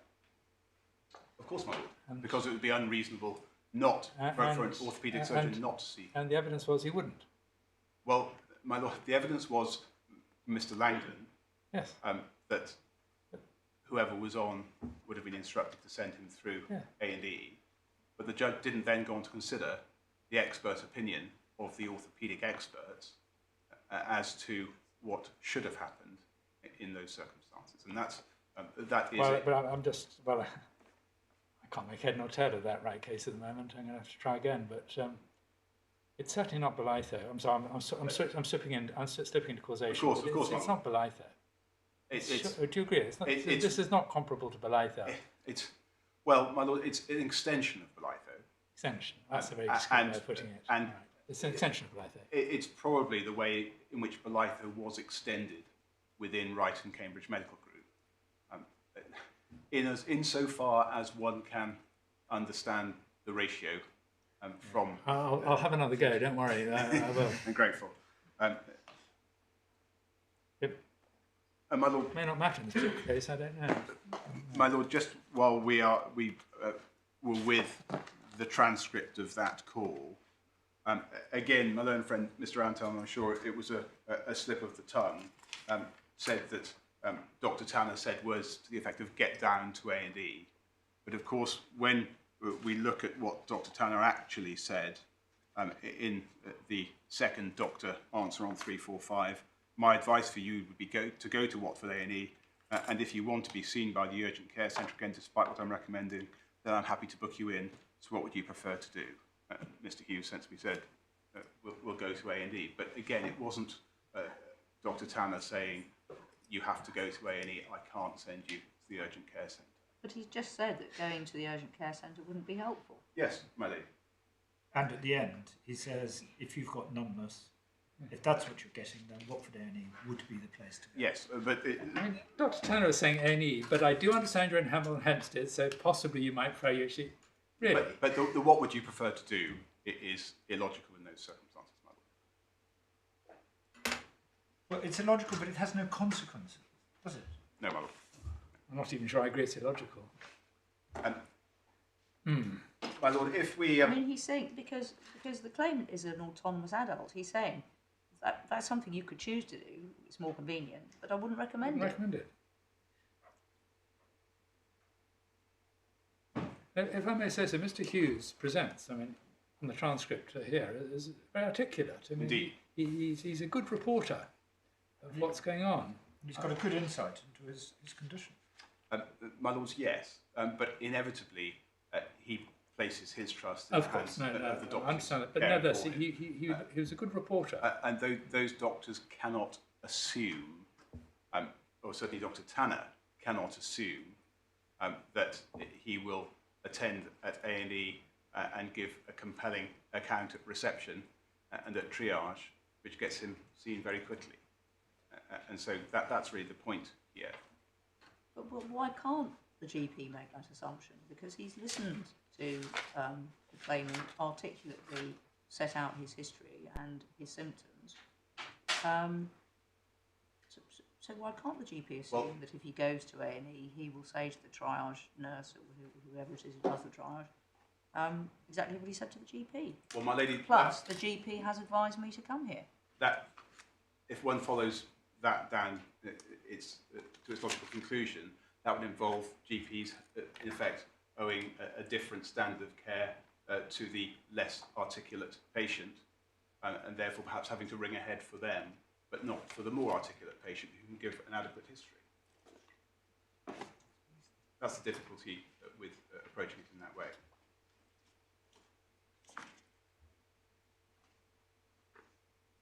My lord, in terms of, I think again, Mr. Antel, in a slip of the tongue, said that Mr. Hewes only had a red flag. Of course, saddle anaesthesia that has recently started is a progressive or potentially severe neurological deficit. And as per NICE, that is of some significance. And so, in terms of what Dr. Swale's opinion was, the judge summarised that at paragraph 45 of the judgment. Yeah. And the judge noted that Dr. Swale based his view on the claimant's history, consistent with and likely to be lumbar disc prolapse, given the sciatica, even if not actually mentioning lumbar disc prolapse, not because he was a follow-up patient, but of course that is why he was a follow-up patient. And when the judge in paragraph 46 discusses the follow-up issue, there appears to be some confusion as to the approach which ought to be taken to it, when in pure factual terms Mr. Hewes was a follow-up patient. On your case, to which department should Dr. Tanner have sent? To the neurological unit or to the orthopaedic unit? We can put neurology aside, my lord. We're Why? not concerned with neurology here. It's orthopaedics or neurosurgery, but it's in reality orthopaedics. In reality? Orthopaedics, my lord, because not every hospital has a neurosurgical No, department. but what's Dr. Tanner to say on neuro? Is he to say go to the orthopaedics, or is he to say go to the neurological department? No, again, my lord, put neurology aside.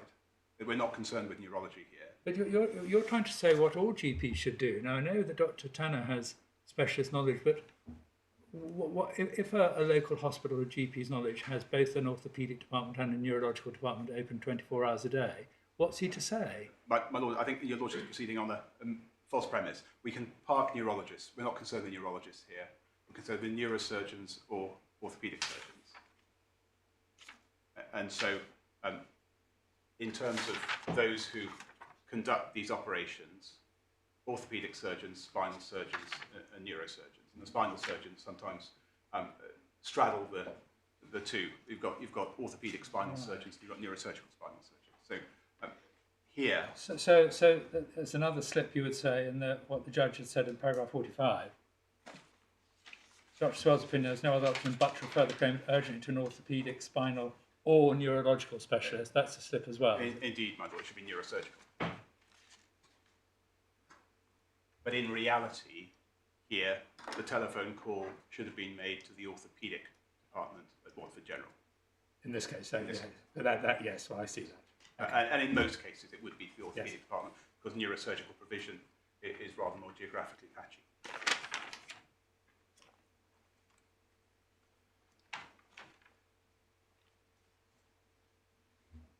Yep. My lord, if we could just perhaps go to the GP's joint statement, and it's supplemental bundle 1, charcoal bundle, tab 22, page 245.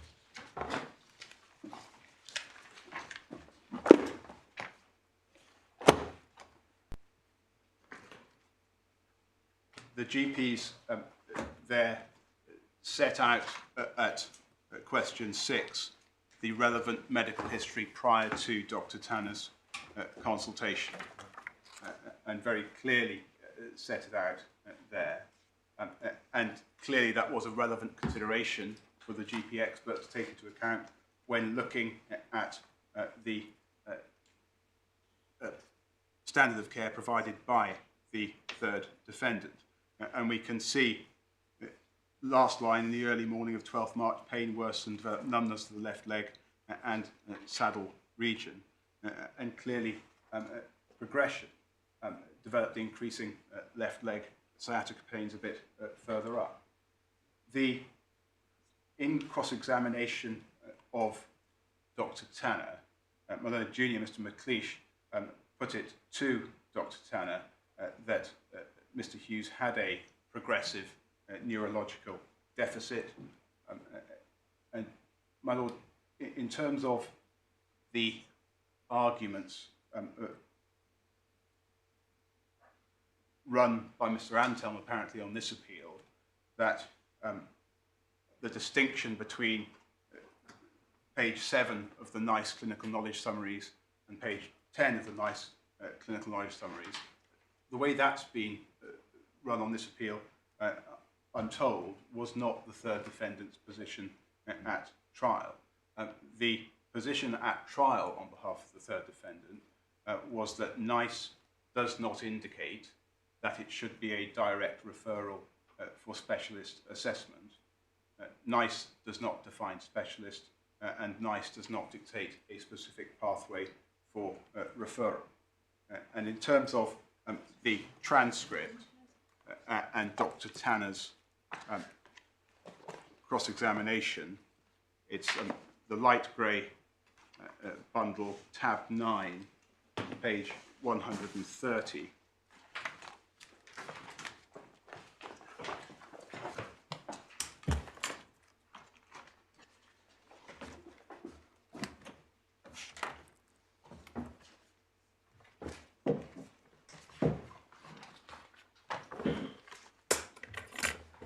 You will see just below C, Mr.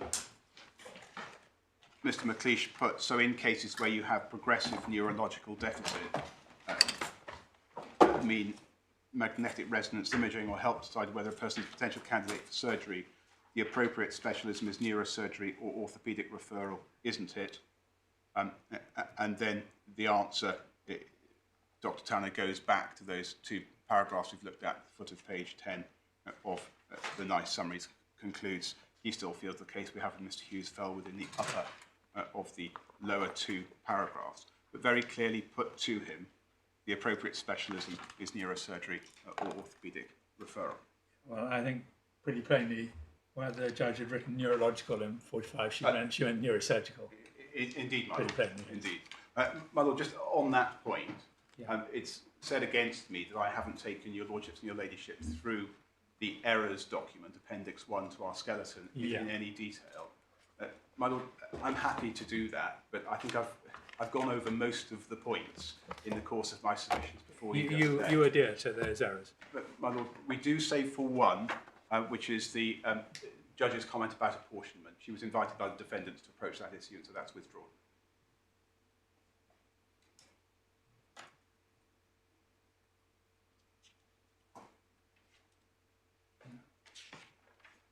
So why was it included in the first place?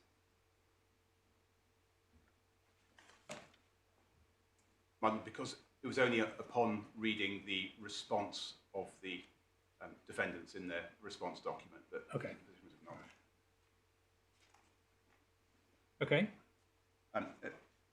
My lord, just turning to what happened in accidents and emergency on this day.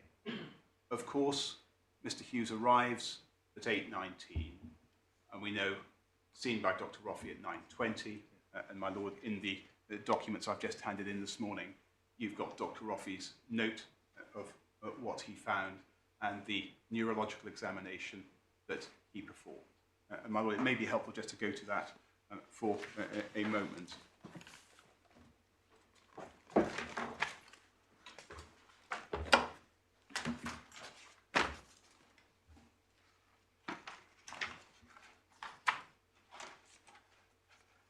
The note is at the foot of page 2, paragraph 6. We can see Dr. Roffey had properly done some research and determined some of the history, including what was on the hospital record about his patient at paragraph 5.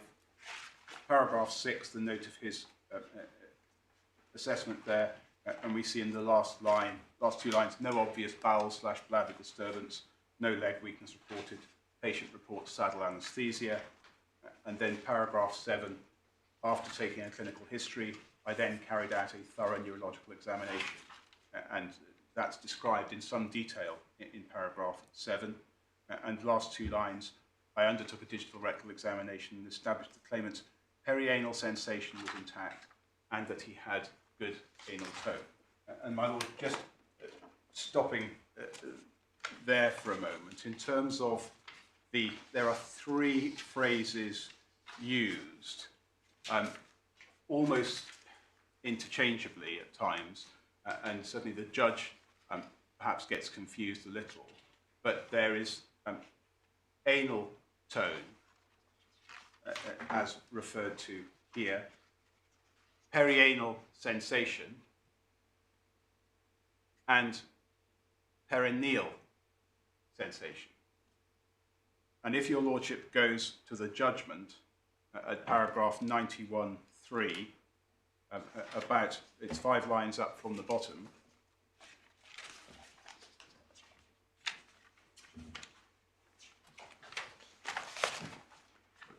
sentence starts 7 lines up from the bottom, the judge saying, that being so, I'm unable to accept as logical Mr. Mannion's requirements of overflow incontinence and loss of anal/perineal tone before CESR can be confirmed. The judge mixes up those three distinct things there. Oh, she's eliding anal tone and perianal sensation. Well, she used the word perineal. All right, perineal then. So they're different things. So anal tone, perianal sensation. Does it really matter? My lady, it does, as illustrating that she never grasped the significance of Mr. Mannion's opinion relating to the examinations performed by Dr. Roffey at 09:20 and Dr. Kirkby between 10:50 and 11:20.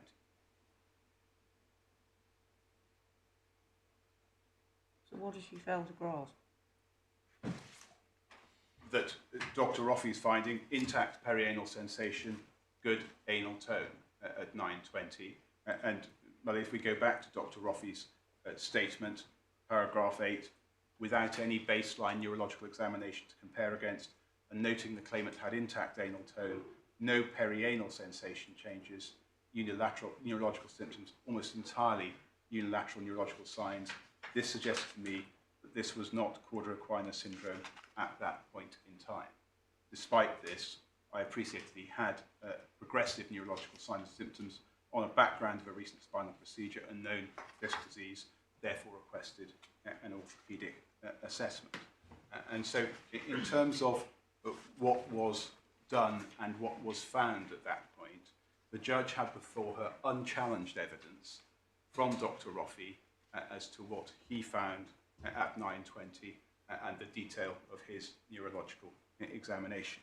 Now, as a matter of fact, of course, Dr. Roffey was wrong in relation to the diagnosis. This should have been suspected cauda equina syndrome, but that simply illustrates the risk of sending a patient such as this to accident and emergency, where they may be, for reasons good or ill, lost to the pathway that they need. But he wasn't lost to the pathway because Dr. Roffey's explained why he didn't think it was CES, but he rightly recognised that there were progressive neurological signs, and so said he had to have an orthopaedic assessment. Mother, yes. But of course, Dr. Roffey also completed the MRI request form, not mentioning CES and not mentioning urgent. And so, again, whether that earlier process through accident and emergency affected... Yeah, but the judge dealt with the causal significance of the failure to mark the request as urgent or as suspected CES. Well, dealt with it in the absence of any direct evidence of any discussion with a radiologist as to urgency. Well, I know, but you're sort of revisiting points we've already covered. Matter of fact. Indeed.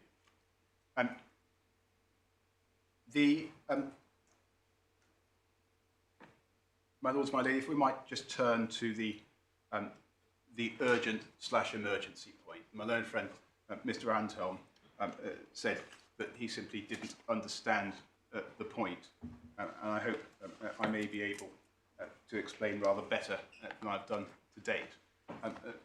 My lord, in terms of the way I opened and presented this appeal on Wednesday, I took your lordship's ladyship to the BAS SBNS document, tab 36 of the charcoal bundle, page 335, where they seem to use the words emergency and urgent interchangeably and no distinction between the two. Reference to an emergency MRI scan, urgent surgery, and so really no distinction. The claimant's case all along has been that there really isn't any distinction between those two. In terms of urgency, in the context of this patient with suspected CES, he was an emergency from the outset and needed an MRI scan as soon as practically possible, and once diagnosis confirmed, needed surgery as soon as practically possible. Now, at trial, and it may have been through the hair set running by Dr. Russell and his evidence, may have been for other reasons, but the defendants advanced the case at trial on the basis that Mr. Hewes was urgent prior to the MRI and a surgical emergency following the MRI, so confirmation of the diagnosis on MRI. In our submission, that affected the judge's approach to this key issue of the time, and it's an unwarranted distinction.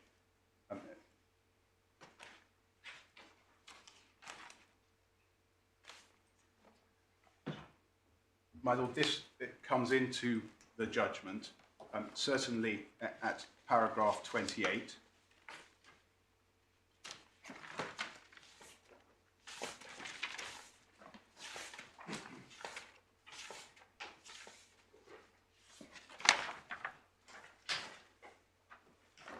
The summary that the claimant's case is that he was potentially a surgical emergency was never how the case was put on behalf of the claimant.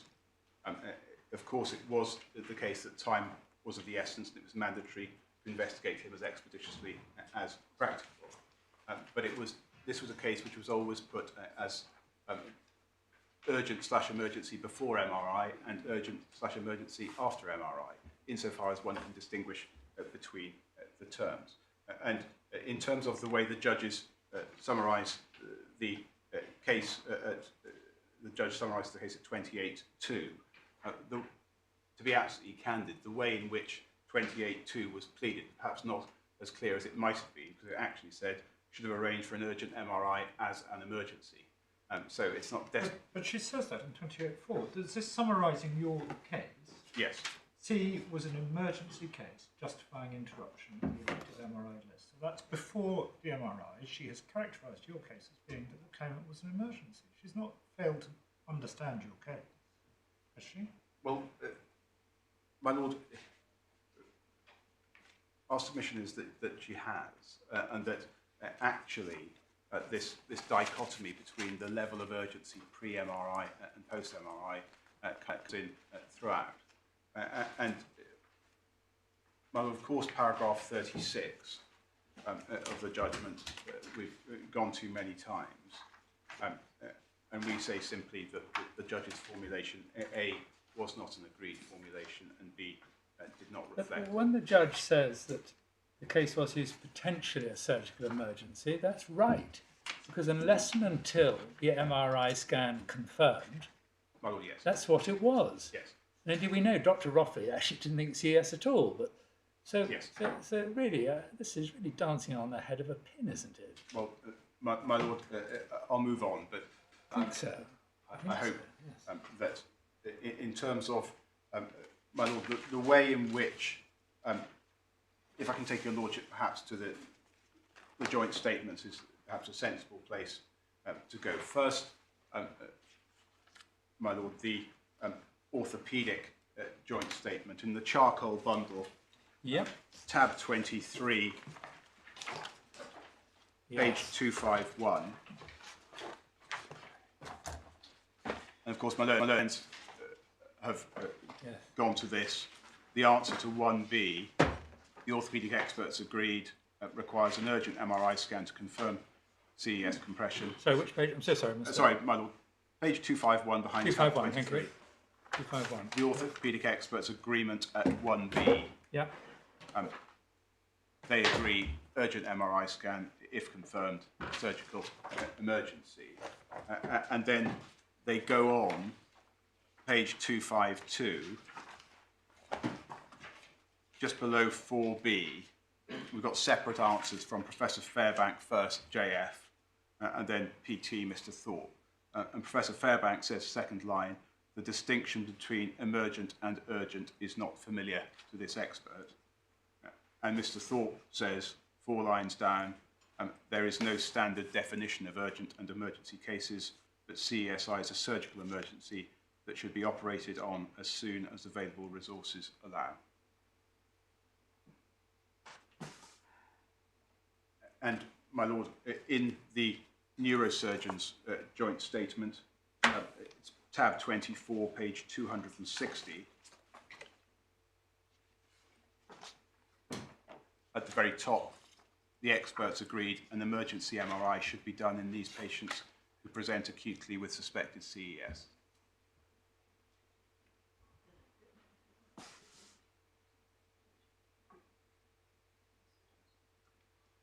Right.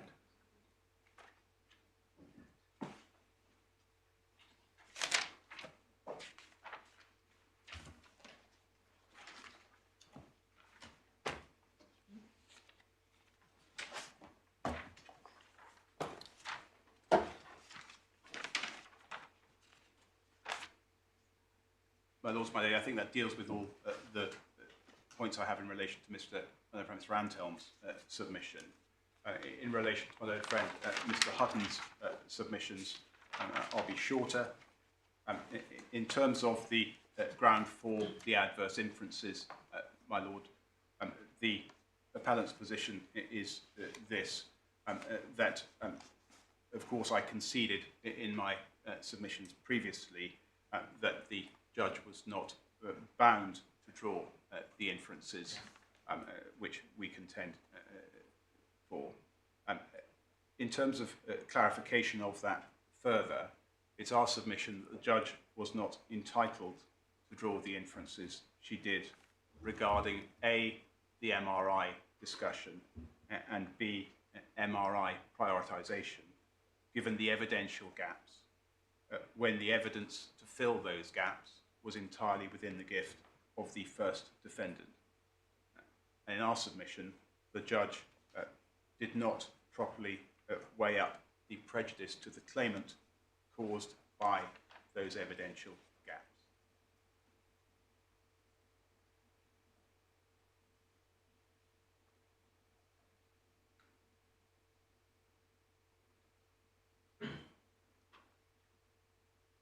My Lord, what may seem like two small points here, if I could take your Lordships and your Ladyship to the witness statement of Louise Devereux, the radiographer. It's charcoal bundle, tab 8, page 23.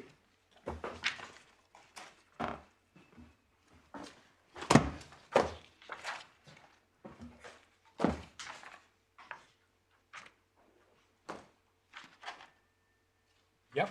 Actually, page 22 is where we start. Yeah.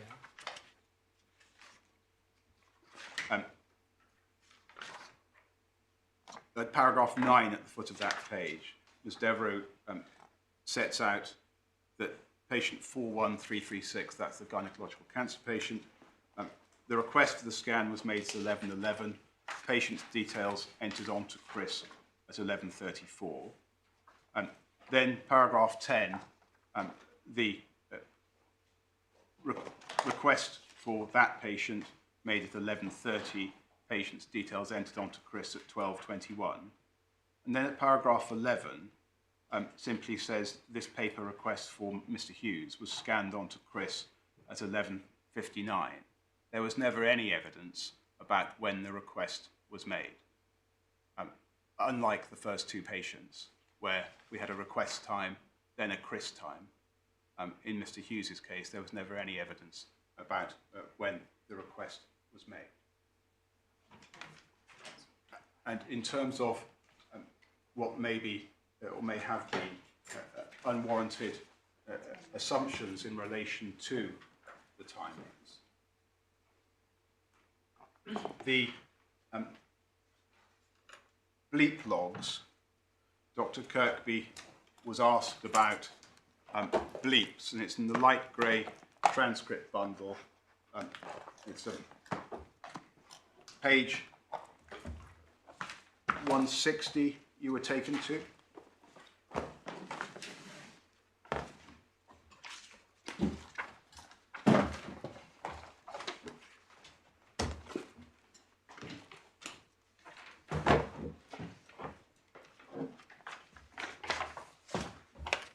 This is tab 9, page 160. Dr. Kirkby was being cross-examined, and just around F, she said, I believe there was even another case that was going query cauda equina on the list, and I assume orthopedics were dealing with that. And then she was asked a bit further of that, asked where she was getting that from. She said from the MRI list. But where does it say that on the list? It's the one above, isn't it? But no further evidence before that. And then over the page at 236, just below B, Mr. McLeish said, that's the problem, it's in the list for cord compression. Doesn't say anything about cauda equina syndrome, does it? And then the answer is, I'm just trying to put this in context of how busy you are during these on-calls and why perhaps it's not as beautifully documented as we'd like it to be. But the fact the actions were taken should surely speak words over it being documented here.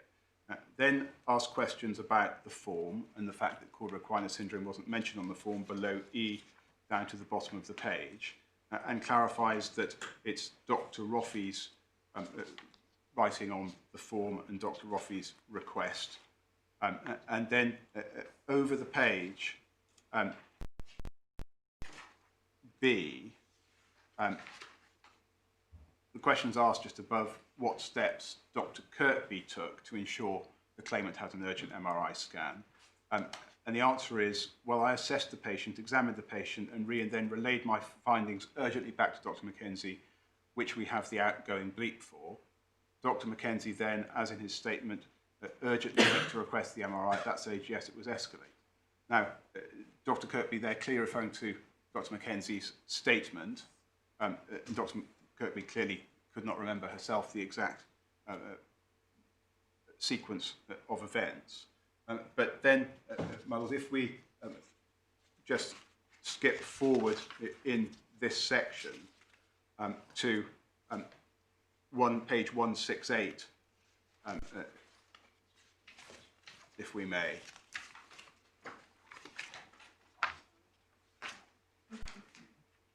And we can see that Dr. Kirkby clearly gets a little confused. He's now being re-examined and being asked questions by the judge. Miss Woodbridge puts it to her just below B. You were starting your assessment at about 10:40 and finishing around 11:30. Of course, not the judge's finding, but to that. We know the MRI request went in at 11:59, so about 20 to 30 minutes after you finished your assessment, Mr. Hewes, correct, and that would have, the radiologist would have had, we discussed the scan with the radiologist. There's no direct evidence from Dr. Kirkby of her involvement in the process of request thereafter. But in essence, what has come through to the judgment is a series of assumptions about what the bleeps meant and what would have happened. And my lord, in terms of the bleep log, we have that in the charcoal bundle towards the back, tab 43, page 341. Beg pardon, 349.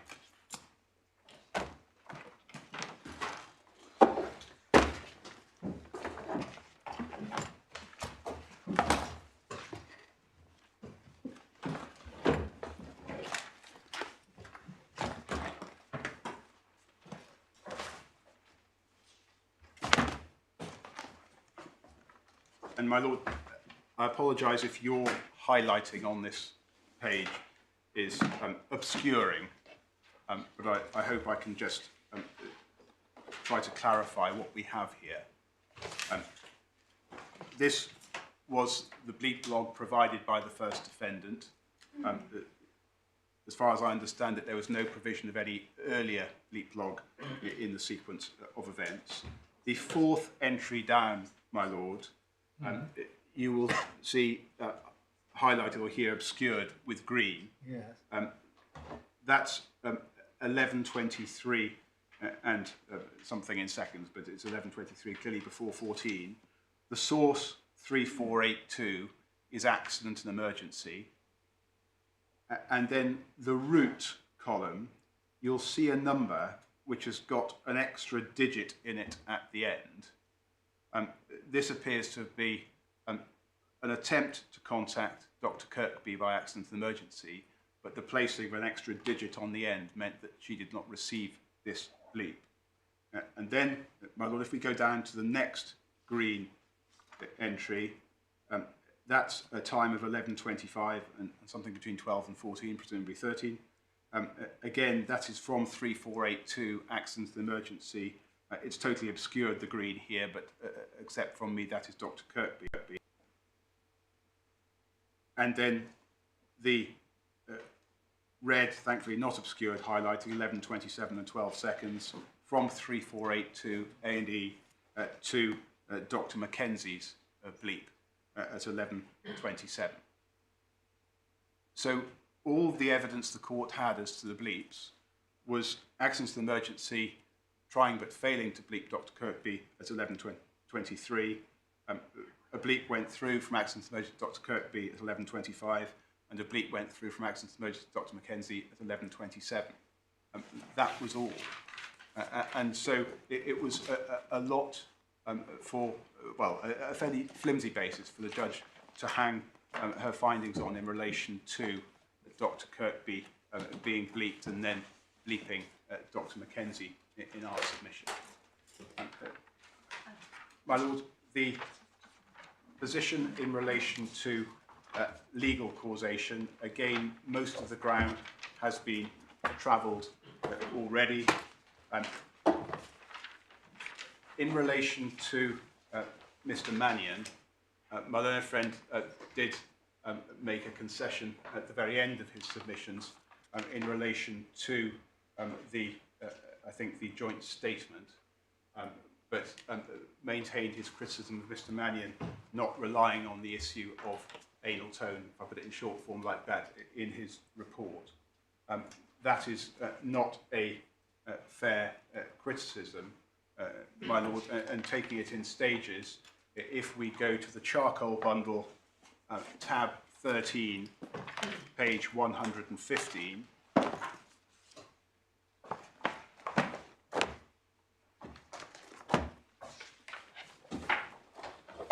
this is Mr. Mannion's report dated November of 2018.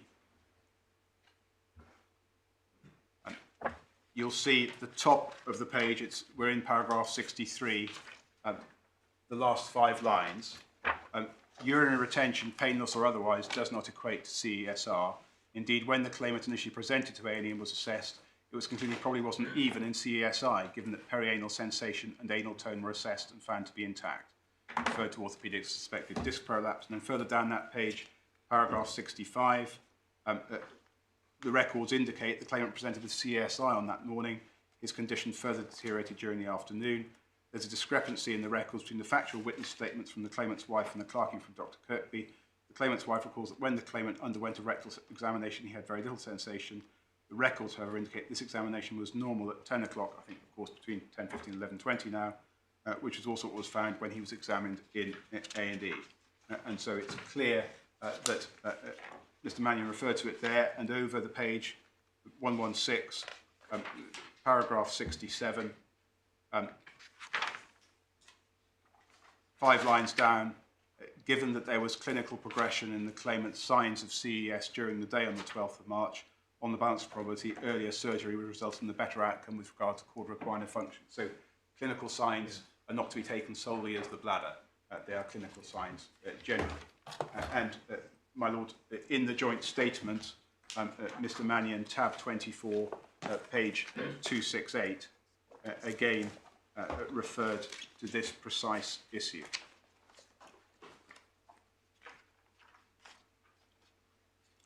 Tab page 268, and it's the 3rd paragraph on that page. The one that Mr. Hutton referred us to. Great, on 5 lines down, yes.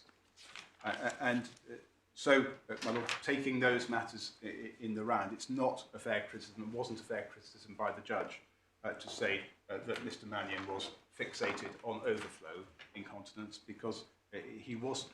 And my lord, in terms of the way in which he was cross-examined and the way in which he answered these points, in the light grey bundle, it's page 336 behind tab 12.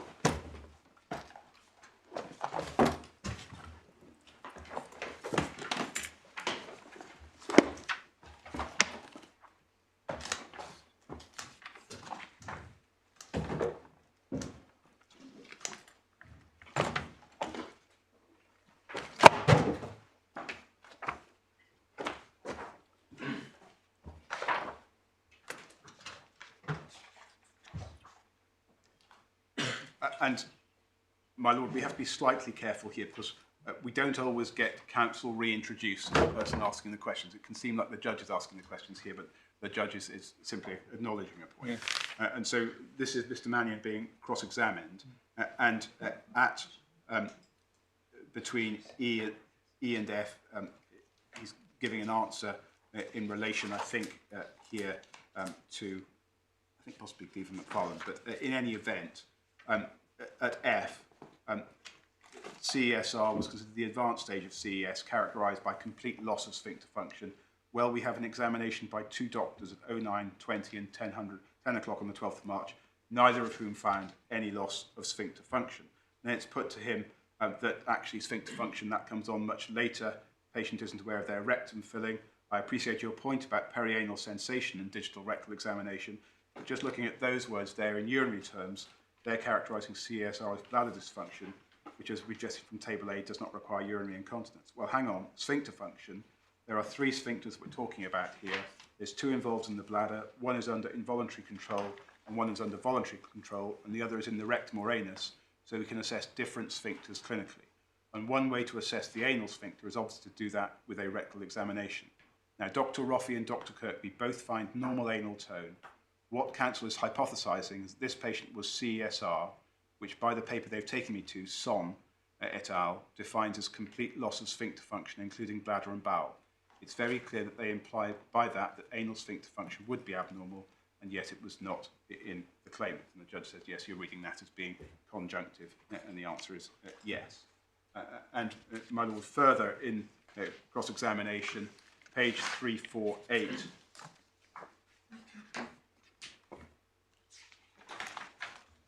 This is in Miss Woodbridge's cross-examination of Mr. Mannion.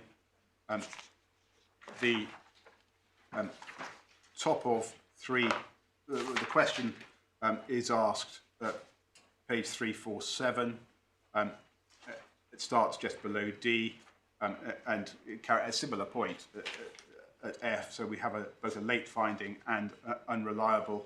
I'm just trying to understand his justification and put to him that I understand yours and Ms. Powers and the judge's exchange effectively say, well, look, I accept it's an unreliable sign, I accept it's a late onset sign, but actually it's a sign I continue to rely on to put Mr. Hewes in the former category rather than the latter category. Would that be fair? Answer, no. It's quite a complicated question. So the reason it's a late sign is that most patients with cauda equina syndrome are not CESR. And so when patients progress from, and this should clearly be CESI to CESR, you are much more likely to find abnormalities on rectal examination in that group of patients. And that's why it's considered a late sign. Within the group of patients in CESR, I would say it's not a late sign, because as we've heard from the previous definitions around total loss of sphincter function, etc., patients with CSR have had a very severe injury to the nerves which control the anal sphincter, and so it's those patients you're going to see abnormalities in. To come back to the second point of the question, is it something which I use to inform whether he was CESI or CESR? No, it's not. What I've used it to demonstrate in my own mind is evidence of progression. And I think, my lady, this is the point you made earlier, that we have an exam at 10 a.m. that finds normal anal tone, we have an exam at 1500 that finds abnormal anal tone. Therefore, there's evidence of progression. It still doesn't tell us that doesn't mean at 1500 hours he was CESR, because he still hadn't fulfilled the working definition of CSR to the point at which he's catheterized. Now,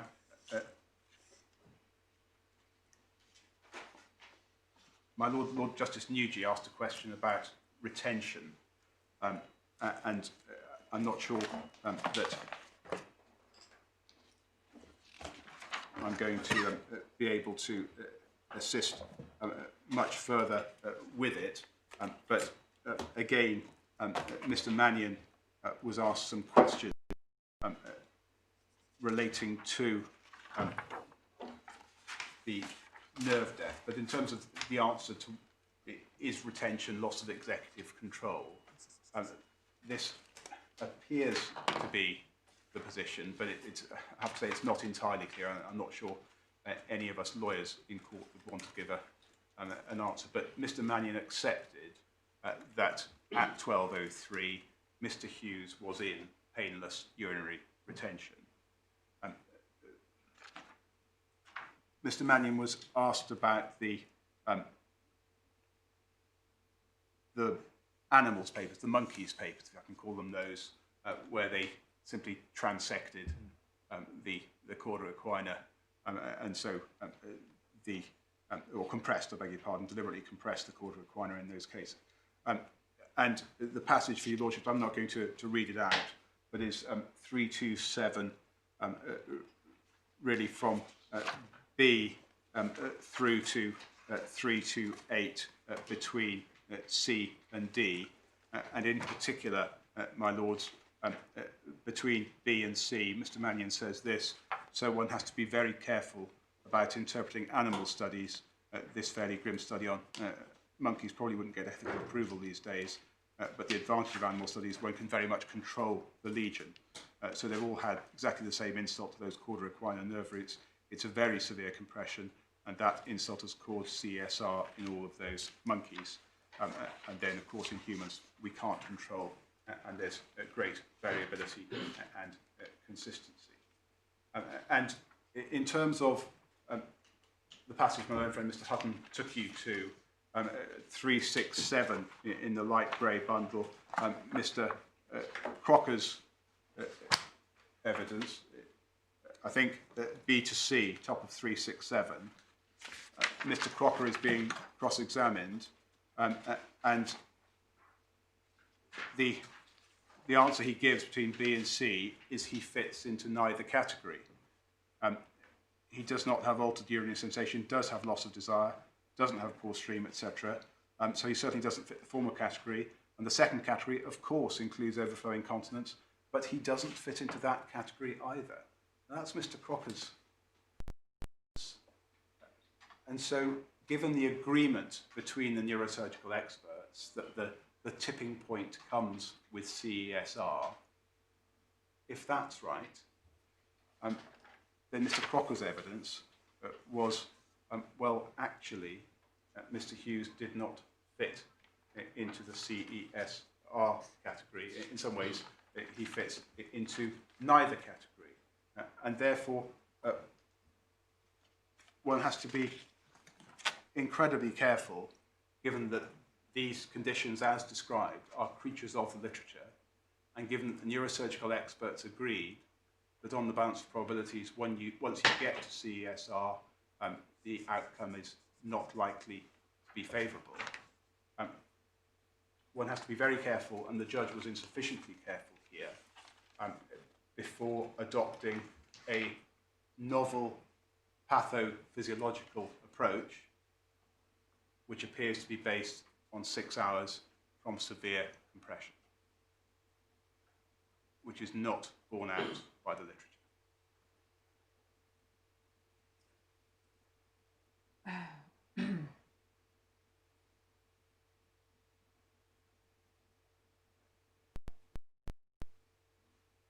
So for all of those reasons, my lords, my lady, it's our submission this appeal should be allowed, and a fresh trial should be ordered. On the issue of causation? My lords, yes, it's essentially, we're inviting this court to overturn the findings in relation to breach of duty and remit the issues of factual causation and legal causation for trial.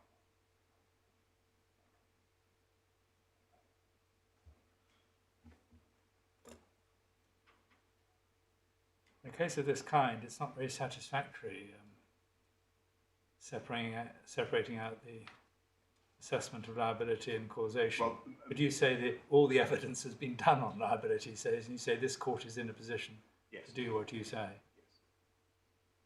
Yes. As I indicated earlier, it would be, I think it would be open to this court to remit the whole thing. Remit Could, the whole matter. so your alternative Indeed. submission is remit the whole thing.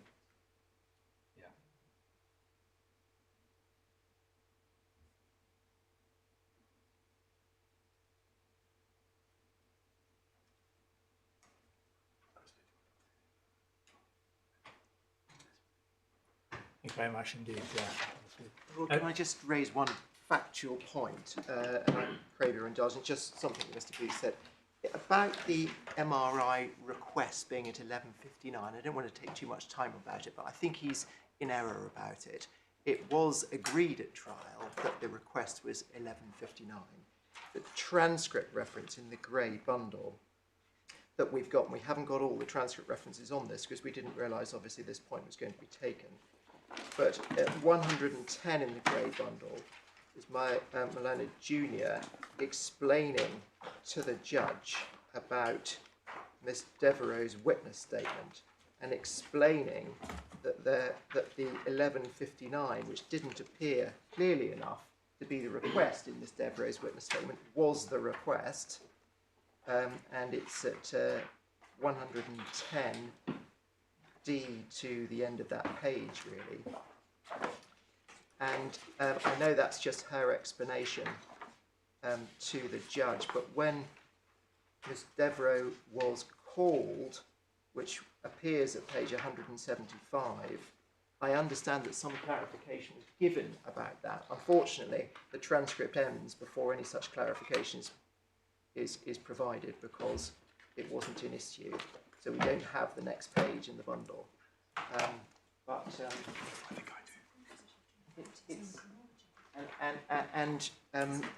it wasn't challenged, and Miss Deborah wasn't cross-examined about it. So it was common ground that the MRI request in Mr. Hewes' case was at 11:59. And indeed, as my learned junior points out, in the agreed chronology, in the blue bundle at page 157, it has, at the top of page 157, 11:59 request for MRI of the lumbar spine logged. So I think, I understand it's something that he wasn't fully aware of, but he's wrong about that. It was agreed that the MRI request was 11:59. Great for that clarification. Mr. Anton, do you wish to say anything about the 3 witness statements that... No, no, thank you. Nor do I. Do you- Lord. No.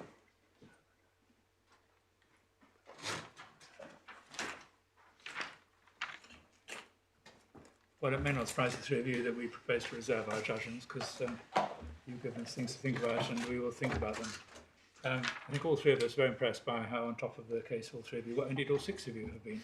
So thank you very much indeed for your very helpful written and oral submissions. Thank you also for the solicitors for very good preparation of the case. You know the score. We'll send out our judgments in writing, not a chance of re-arguing, just typographical and other corrections. Hopefully you can agree a minute of order in the light of our judgments. If you can't, we'll sort out in writing, and no one need attend the hand down. Thank you very much, Robert. Thank you. Thank you all very much indeed for your very helpful submissions. Rise.